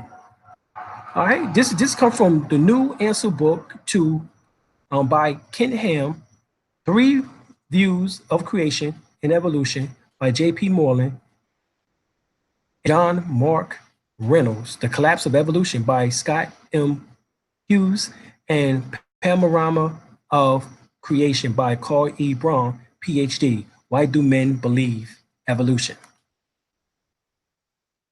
So we see that the chimpanzee has A blood type, gorillas have B blood type. Well, guess what? The orangutan is the only one that has AB blood type, meaning that there hasn't been a cross between the chimpanzee and the gorilla. That if the theories of evolution was true, then these are millions of years. We have millions of these, right? But then in between, none. Millions of these we have. So we are the millions of these. Well, we know that evolution. My man Jason Forrest, he put that joint up right there. You know what I'm saying? He's gonna get into it, but he put on his psych lies exactly. Because everything you know is wrong. Book 1, Human Origins. Professor Laura Pye states that the transition would have taken 20 to 30 changes, and this happened overnight. So who in the hell did this overnight shit? Who did the USPS, United States Postal Service, overnight? Because everything you know is wrong. Professor Laura Pye, here he is, and he says, let's imagine a rat equals a postal stamp as far as the activation of the cerebral cortex. Monkey, a postal card. Chimpanzee, 1 sheet, type in paper. Humans equals 4 sheets, type in papers. But guess what? Only half of 1 sheet is being used. Wow. Mm, mm, mm, mm. So he goes on and says as macroevolution place. In other words, a a cat did not become a dog did not become a horse did not become a giraffe. None of that shit existed. There is no macro evolution. It's never taken place. Never taken place. He said what it is adaptation, which is microevolution, the simple modification of size and shape of a beak, but not the changing from gills to wings. And from that matter, even the change of a bacterium. Bacteria mutates, but they do not alter from being a parasite to find food for themselves. They remain essentially the same for billions of years. So how we keep getting these habilis and of skills? He created stone tools. Wow. When I showed you that smelting metal, we was doing that shit 2.8 billion years ago. All of a sudden you find all of these Homo habilis, Homo erectus, upright human being. He's upright, god damn it. First hominid to migrate and leave Africa for Europe and Asia. He was the first Homo erectus 1.6 million years ago, 30,000 years ago, or 32,000 years ago now, because that's BCE. So you have the Homo heidelbergensis, which is, this is who they claim that some of the Africans mixed in with, which dates back to 600 million years, 600,000 years old. Then you have the Homo Neanderthal, 200,000, 300,000 years ago. This is where he comes from when they keep talking about the man that was produced 200,000, 300,000 years ago. That's talking about the Neanderthal. Not the pure man that we showed you dating back to 2.8 billion years ago. Then you have the Cro-Magnon, 10,000 or 4,500 years ago. We love talking about that. So here it is, the 200,000 BCE to 10,000 BCE. You have the Homo sapien, the wise human being. We're split in two, Neanderthals and the Cro-Magnon. Here it is right here.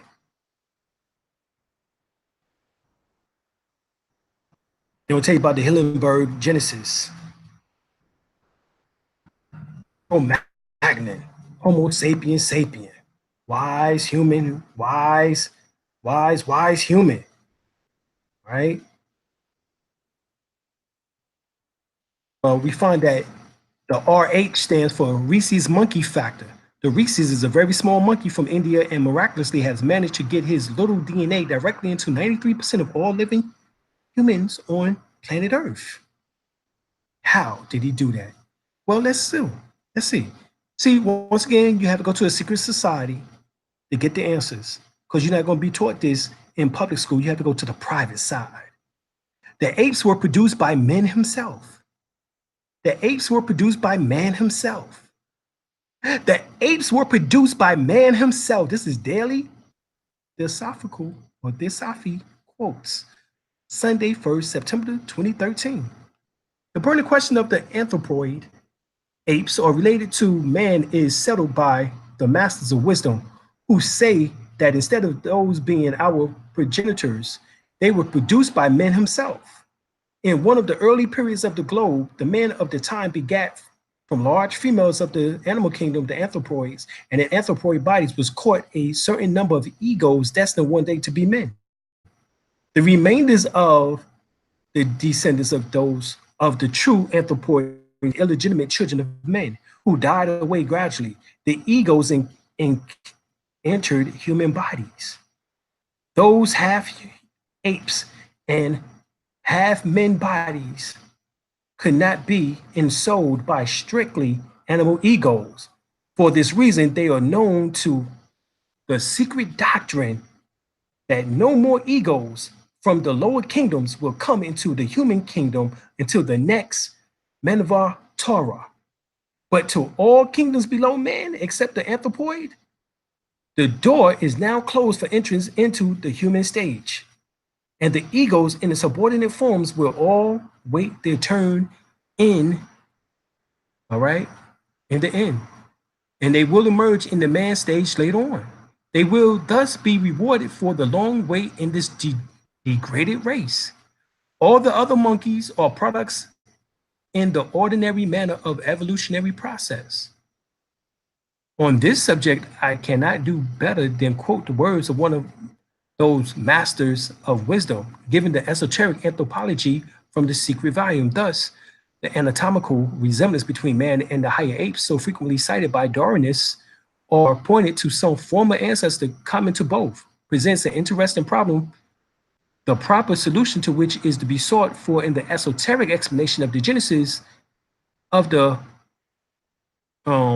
Piscean stock. We have given it so far as was useful by stating that the primitive mindless races resulted in the production of huge man-like creatures or monsters, the offsprings of human and animal parents. We had to say bestiality. At times rolled on, and the still semi-astral forms consolidated into the physical, the descendants of these creatures was modified by external conditions. Who modified them? The gods. And what they mean by modified is about genetic tampering, modification, manipulation by external forces until the breed dwelling in size accumulated into the lower animals of the Mesolocene period, when these the later Atlanteans, or the Egyptians, who was formerly the Lemurians, renewed the sins of the mindless, this time with full responsibility. The resultants of their crimes were the species now known as the anthropoids. Let us remember the esoteric teaching which tell us of man has had in the third round a gigantic ape-like form on the astral plane. This ape-like form, gigantic ape-like form, is gigantopithecus, which is nothing more than what we refer to today as the Sasquatch or Bigfoot. And similarly, at the close of the third race in the round, thus it accounts for human features of the apes, especially of the later anthropoids, apart from the fact that they're later preserved by heredity, a resemblance to their Atlantean Lemurian sires. So the Atlantean Lemurians are the ones who sired them, hence the Egyptians, Kemites, Temerians. They sired these ape-like men, creatures, now called chimpanzee, monkeys, well, chimpanzees, bonobo, the orangutan. We did that shit. All right, only Elijah Muhammad told you that.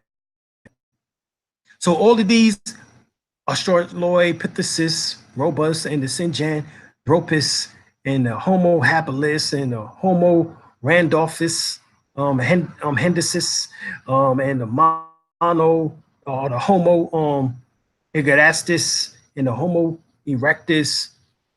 All of that is talking about these creatures that we just made mention of them tampering.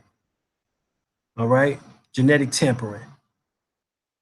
All right, here we have 1.7 million years ago stone tools made in the Odovi Gorge in Tanzania. All right, 600,000 years ago, we have Homo sapien skulls, Neanderthal skulls, African nomads, African revisited, all of that.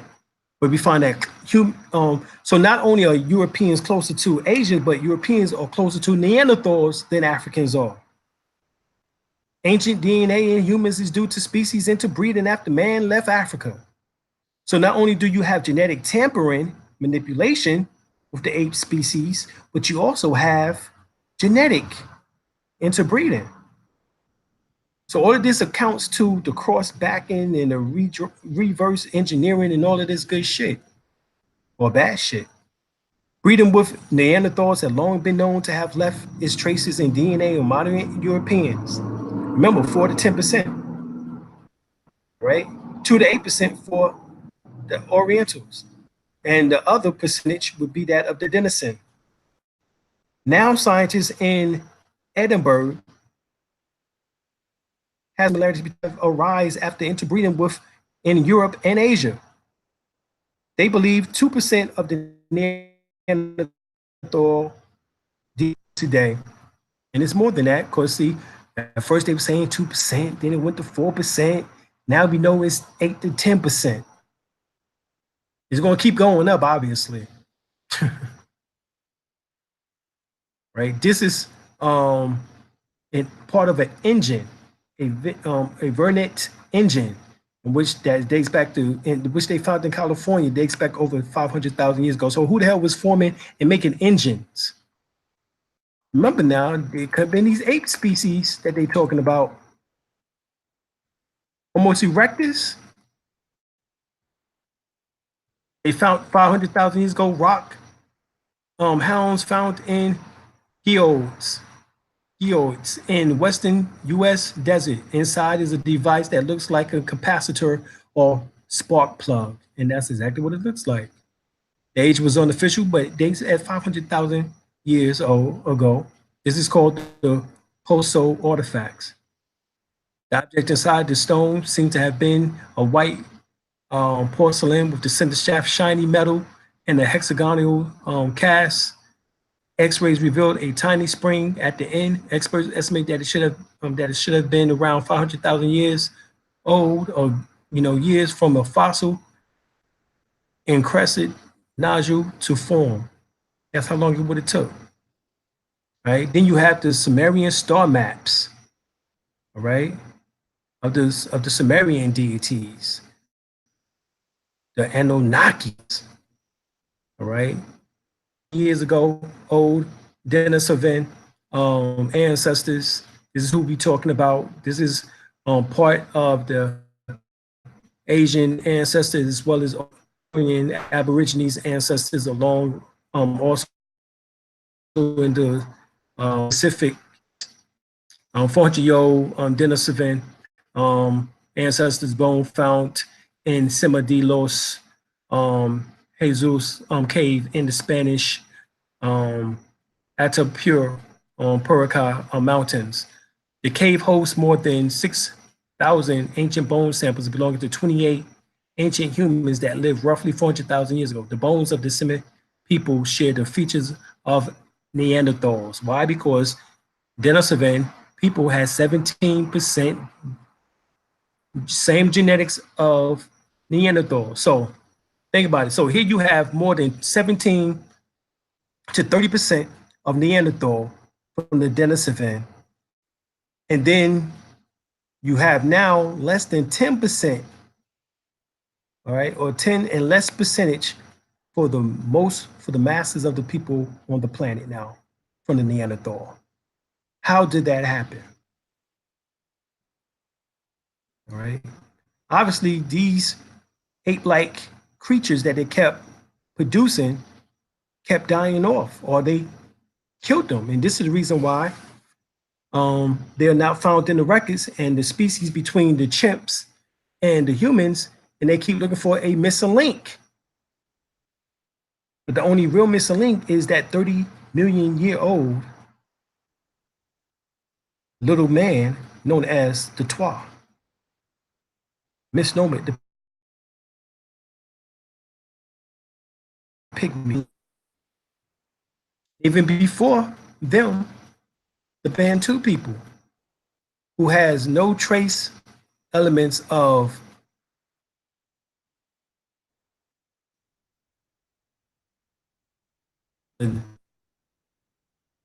Neanderthal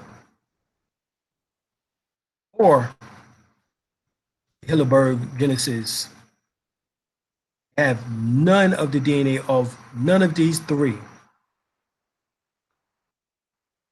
meaning that they existed before the 600,000 years ago. Right? The pygmies, because they have spread it out into the world, you can test the pygmies and you will find that they have some aspects of what is called now the Homo Hillenburg Genesis DNA in Africa there. right? But not of the Neanderthal and not of the Denisovan, right? And so from those mix, you have the original Australians, the original Asians, the original people of Latin descent, the original Filipinos, the original Indians, and the original people of India, right? And the original people of Africa, the original people all over the world. There are 612 primate species and subspecies recognized by the International Union for Conservation of Nature, and not one has Rh negative blood. All right. And I'm going to show you the reason why for that. The Europeans claim that it's because they're extraterrestrial. Bullshit. And I'll show you. African Americans, Y chromosome sparks a shift in evolutionary tablets, or time tablets. It says the father of all men is 340,000 years old. Right? This is a man from out of South Carolina. And then, of course, the other report claims that in the search for Adam and Eve, the woman DNA dates back over 200,000, 300,000 years ago. We already showed you that that same time period is talking about when, according to Zechariah Ascension, you had the Anunnakis who was doing genetic tampering on these individuals later on. But there was already genetic tampering done over the 30 million years and before that, as I showed you earlier. As I showed you that the dinosaurs was made by us, proving that we existed before the dinosaurs, so they had to have been created and made by us. Hence the reason why we was able to kill them off. All right? Majorly 65 million years ago. And they just died and disappeared. That means the reptilians, which descended from the dinosaurs, all right? Because they actually are the dinosaurid in human form. They've been humanized. This is the reason why they can mix in. Because they was created by the gods too. Oh shit, now be getting it. Be getting it. Black genes prove that the first humans are at least 70 million percent, 70% older than previously estimated. Excuse me. All right. Atlantic Black Star. And it says, after one African man, all right, Albert Perry, passed away, researchers discovered a unique, distinct Y chromosome. So here it is. This Y chromosome definitely didn't have anything to do with the chromosome of a chimpanzee, which as we showed you, had nothing to do, the Y chromosome had nothing to do from the chimpanzee. So that means that the chimpanzee Y chromosome was never used in the process of genetic manipulation. It was the female X chromosome that was utilized because the woman is the one who carries the mitochondrial DNA. Perry had a older, as you see here, dates back to 140,000 to 338,000. All right. It says their origin pushed the dawn of humanity back from 140,000 to 338,000 years ago and 70% earlier than previously estimated, according to the studies. All right. So we, of course, we know that that goes even further back. We even found that Illinois State's Geological Survey that the deposit that contains coins are between that this coin was between 200,000 to 400,000 years old. So they found the coin. Who the hell would have a use a coin? This here is a ship that they found under the water.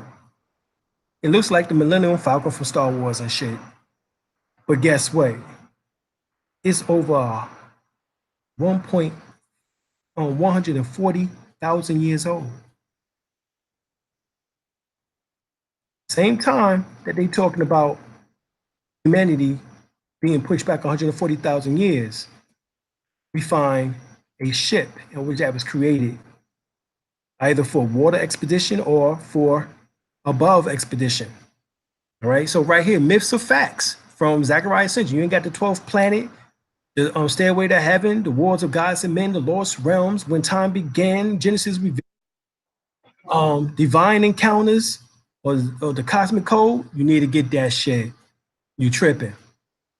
I don't agree with everything he says, but he give you something in which that you can utilize.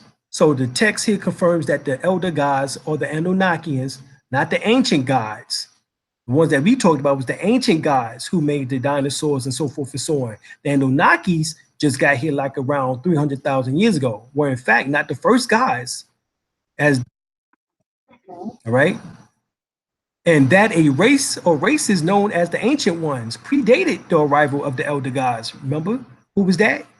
You. You are the gods. All right. The Anun, and you are also the Anunnakian. The ancient ones has come from the stars many eons earlier and established an extremely advanced culture. The Anunnakians, remember, the Anu people or the Twa people. All right. So that means whoever came 300,000 years ago looked like them. Melanated.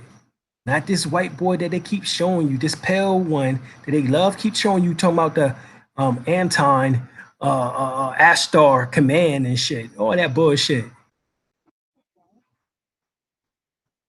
Right? Even the word Anunnaki, all right, means, all right, Anu means up there in the sky, the sun. Naki means serpent, the sun serpent. It's about the Kundalini, all right? When this Kundalini was there at the third eye, which gave you high intelligence as you absorb more energy, you had a higher IQ, for you was able to do all these types of things as far as genetics and so forth and so on.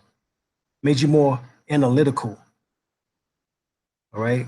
Although initially accepted and very technically advanced themselves, subsequently caused immense problems and a war broke out.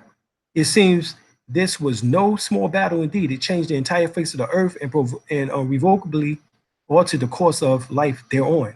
The text goes on to say that the elder gods or the Anunnaki produce so-called man, right? Which we know that artificially means of genetic manipulation. But that began to start happening around 300,000 BC. Then you have the Neanderthal, right? The Adamu, that's right. So from the Homo erectus, which we used 300,000 years ago, which is the byproduct of us, and the species in which that we talked about earlier, coming from the apes to create the ape-like species, to now the Neanderthal, the Adamu, Adam. This is the Adam that they keep talking about. Goes back to here, right? And then you have the great difference. Nature means of the sexual mating in which that took place. You know, then you get the Cro-Magnon man, the demigods, that becomes us humans, Homo sapiens. Then you have the Homo sapiens sapiens. Lord Pi says this, that human erectors, you have micro evolution, slight change, 300,000 BC Neanderthals, drastic upgrade, genetic manipulation. You have the Cro-Magnon at that move, right? Made it with Anunnakian, right? To produce the demigods, right?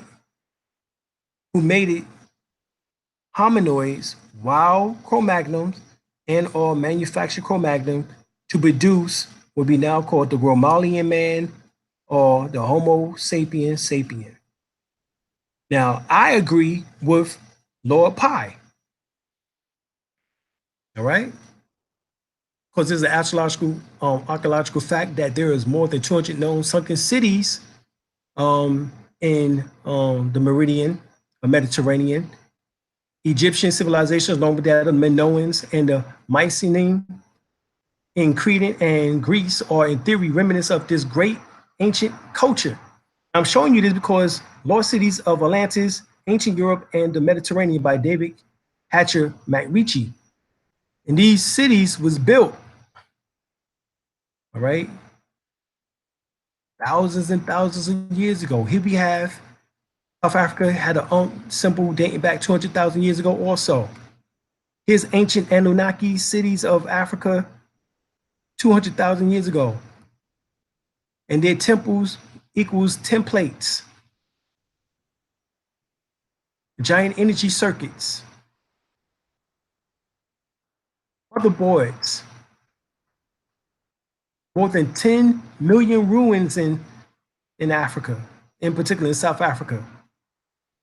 right? So this is what they want us to believe, is that 130,000 years ago or 140,000 years ago, man came from out the interior of Africa and started beginning to spread across Africa.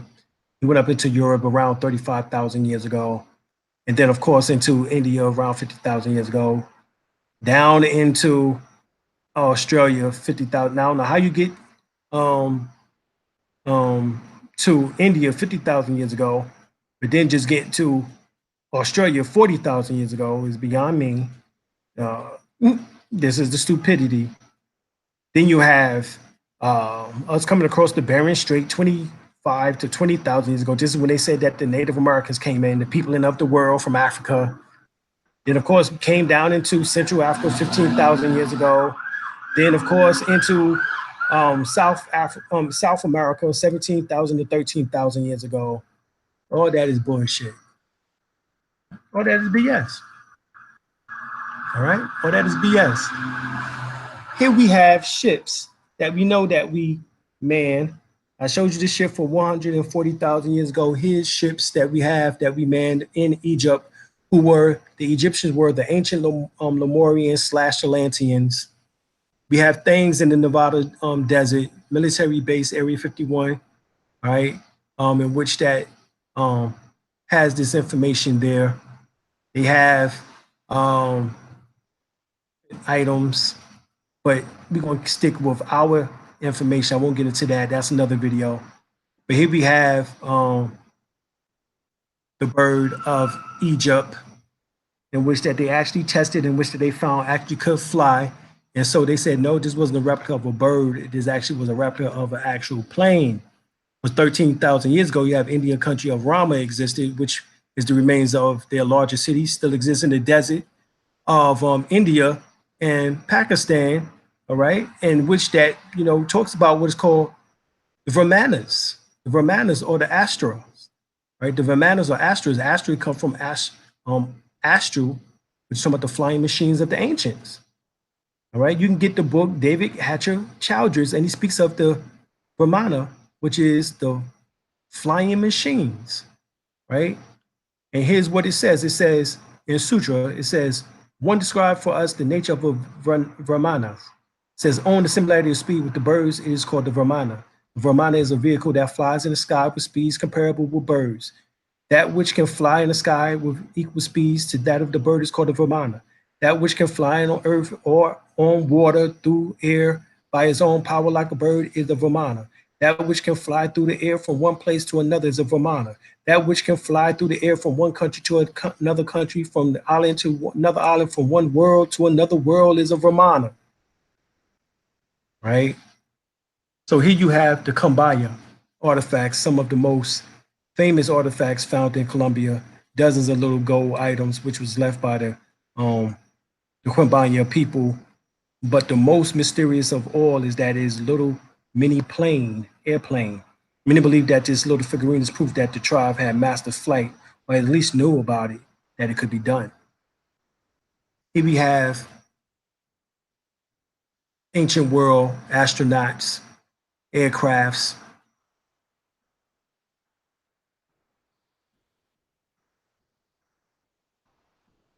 extraterrestrial. These are artifacts found by Jalisco, Mexico, 2017. Ancient alien discoveries.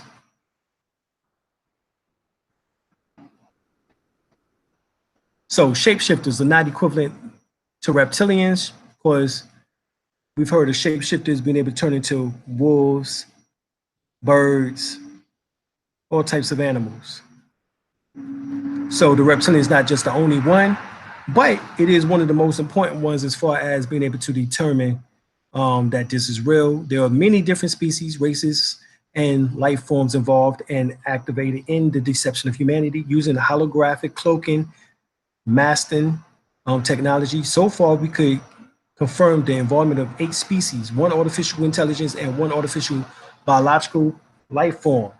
You have these are the reptilians, the insectoids, the arachnoids, the crustaceous crabs, the feline cats and wolves, androids, artificial humans, clones, organic portals. You have the fish toys, the amphibians, and the carians, which are the birds, right? There's three different categories of shapeshifters. You have the physical entities, you have the non-physical entities, right? And you have the non-physical entities attached to physical entities, possession, right? These are the three forms of shapeshifters. Hybrids or crossbreeds between pure breeds of several different species in Earth humans. Different species in Earth humans. So hybrids, the European is a hybrid, right? Orientals are hybrids because they was mixing with the Denisovan as well as also the Neanderthals. So these are the several different species, but even more, there's even more animal byproducts in which that people was mixed in with. They appear completely human with one difference. They have different eyes, use holographic technology to hide this. All right. They also their emotions are act. They have no empathy, no remorse, and they have no contempt. You know what I'm saying? There's several movies that nearly documents describe the situation on Earth. You have the Matrix trilogy, Dark City, The Island of Monroe, They Live. All right. If you don't know who that is John Carpenter, who made the movie They Live, We Die, which is 1988 American sci-fi joint. Dark City, and you have John Murdoch seeks to unravel the twisted riddle of his identity as he edges closer to solving the mystery. He stumbles upon a fiendish underworld controlled by a group of ominous beings collectively known as the Strangers. As most of you have stumbled beyond or upon. Here we have Ronnie Piper right before they killed him, and right after he was on, right before he was on Alex Jones' show, he texted or tweeted rather, "They Live" as a documentary.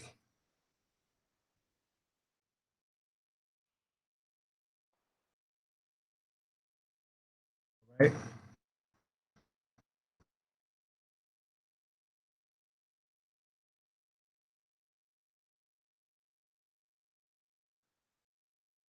So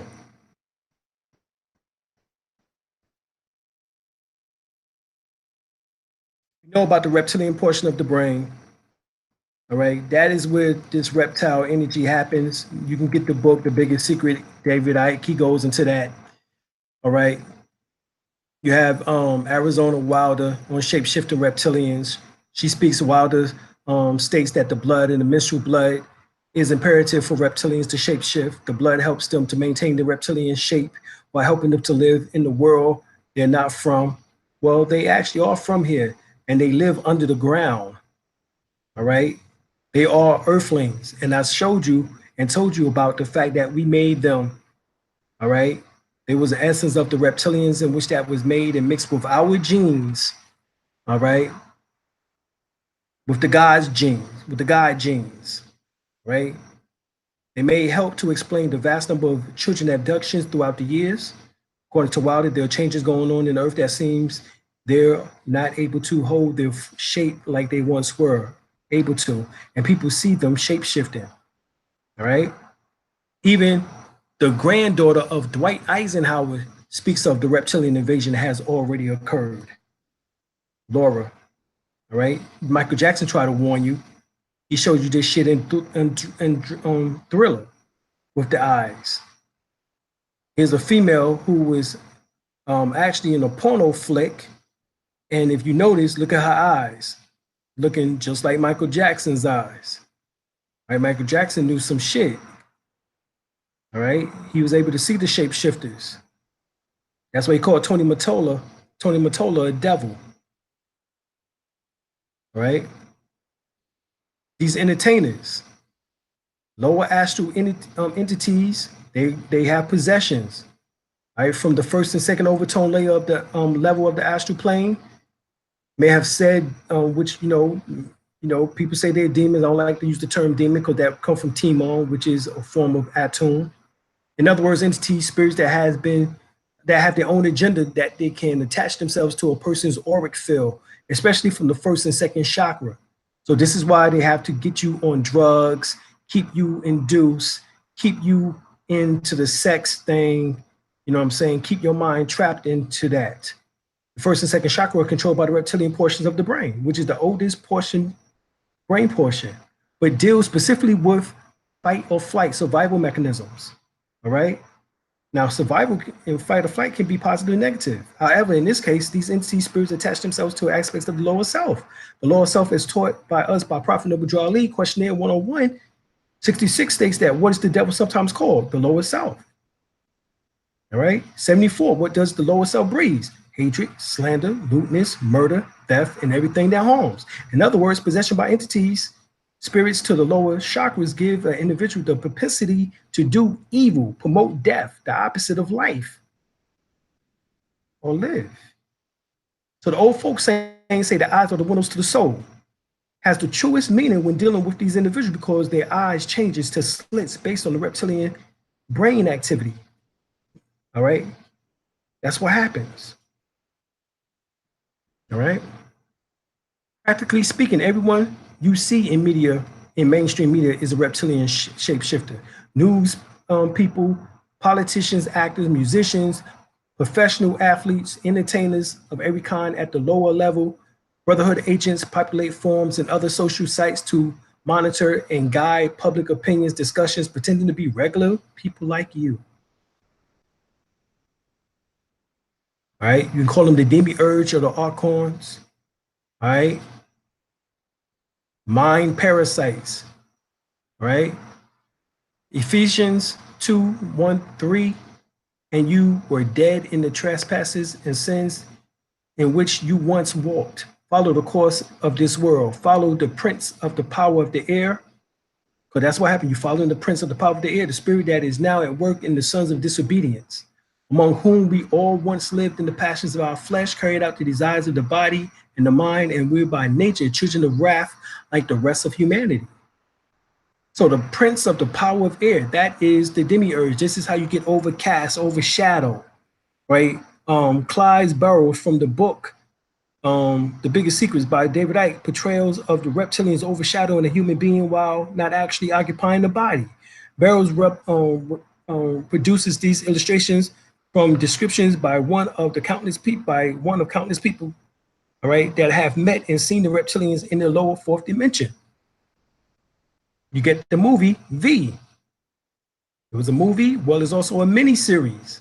This mini series was going pretty strong. I remember people was excited for the reproduction of this in 2006.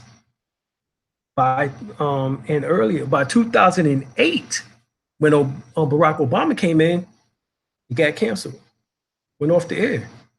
Well, we know that possession is when a spirit or soul hijacked a body, takes over the function and controls the body. The person who is possessed will not be consciously present and will usually have no memory of the possession or of the act that happened while possessed.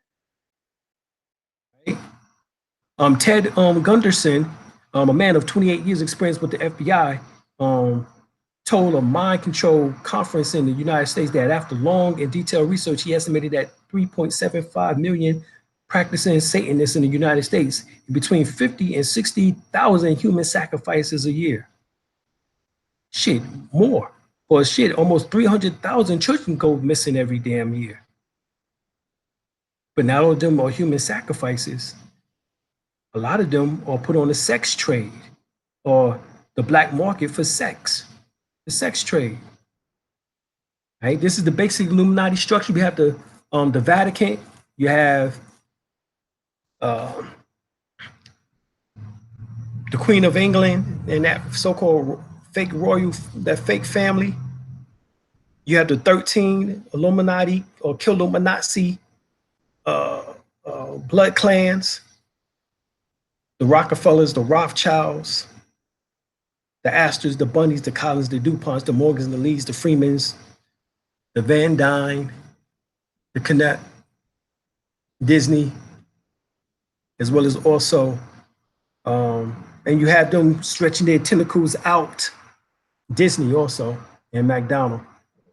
And you have their tentacles stretching out into all the various areas, all right? Health, right? Food supply, hence land, seed markets, right? Hence Monsanto, that's the branch in which they're utilizing for that shit. All right? These are psychopaths that we're dealing with. All right? When you get possessed, you are psychopathically attached to entities in which there has no remorse for humanity. Why? Because they was never incarnated to begin with as physical forms. These are just spirits, entities. Some of these entities come through the reptilian portion of the brain, which the reptilian brain is the oldest structure in the brain. Right? You have the reptilian brain, the limbic brain, and the neo-mammal brain, and also your stomach, which is your also your abdominal brain. So these are the four brains. But the reptilian brain is the first brain.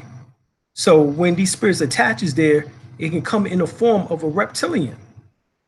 But anyway, they're aggressive, callous, and cunning, complete absence of conscience and empathy, very adaptive at manipulating others, especially emotionally. Willingness to engage in immoral criminal conduct, willingness to take what they want and do as they please, regardless of who they hurt and wrong. Deceptive abilities to appear outwardly benevolence or become in peace, just like these motherfuckers did on, see, we are of peace always, but yet reptilian. Deceptive ability to behave in superficial, charming ways to hide purely selfish motives. This is who you're dealing with. Right? Denial will deny their own wrongdoing outright. Lie, pathological lying. And this is who you're dealing with. Although it's impossible to predict if a child can grow up to be a serial killer or someone who's psychopathic, but signs are for this psychopathic behavior is animal torture, prolonged bedwetting, and juvenile pyromania. Criminologists call these symptoms the triad.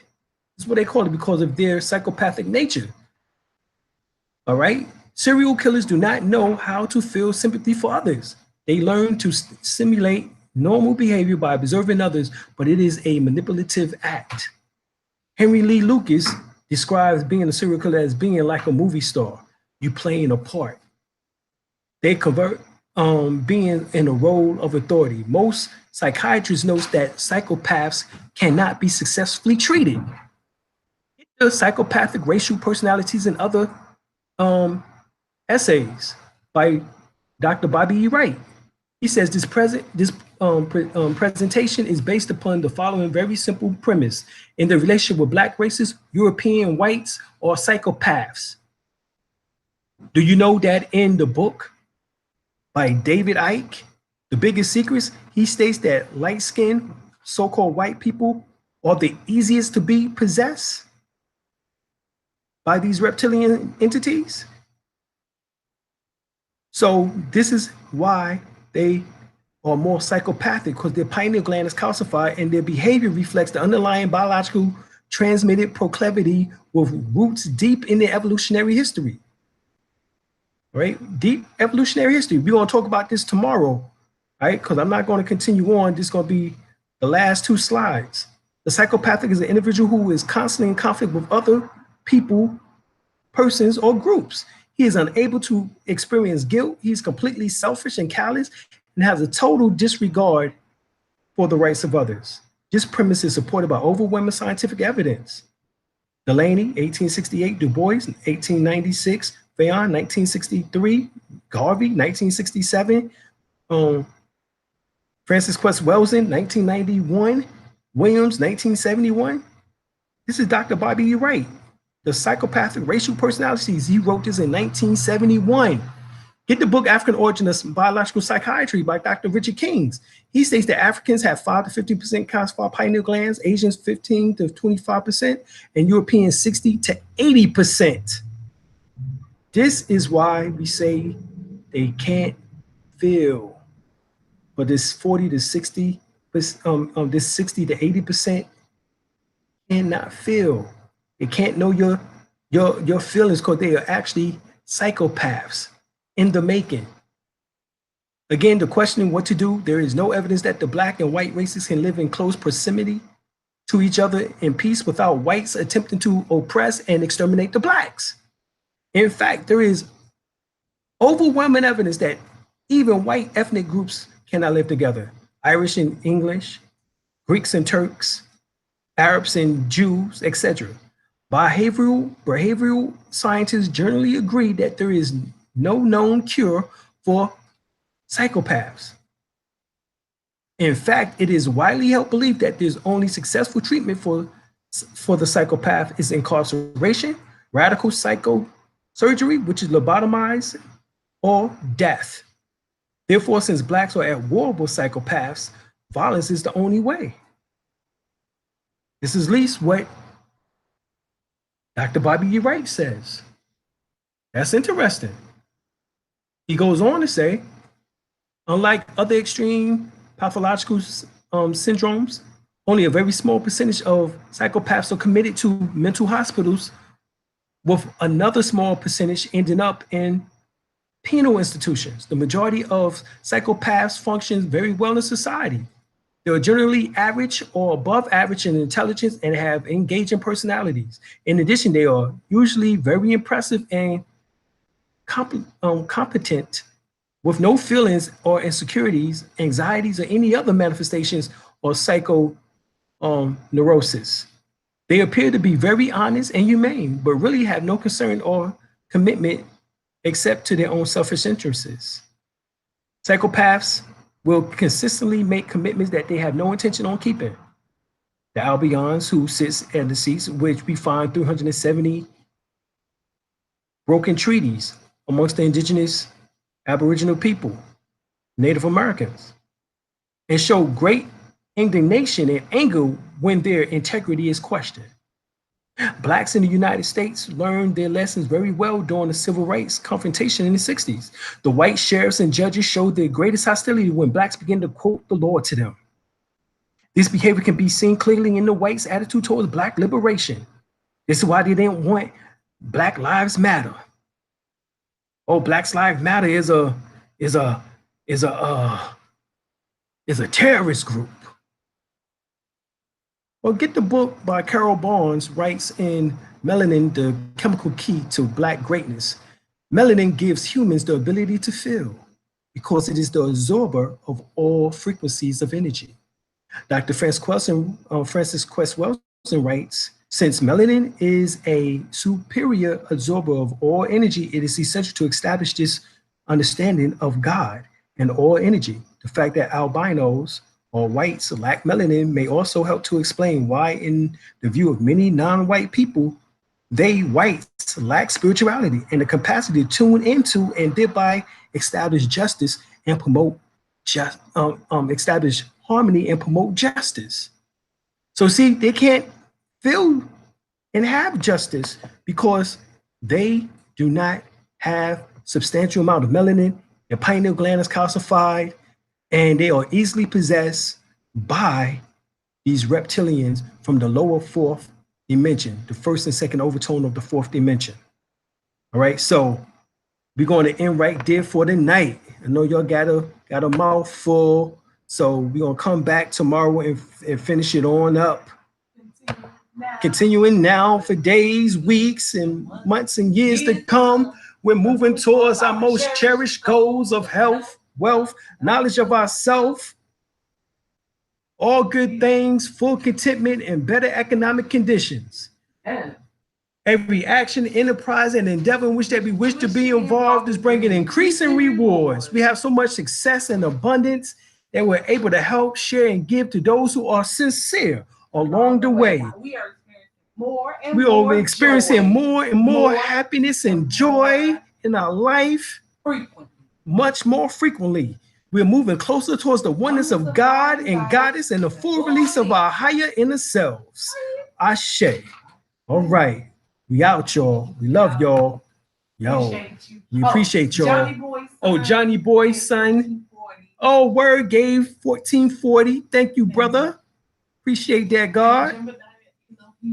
Jemediah Elohim gave 19. Appreciate that, God. Much appreciation for those super chats. We need every bit.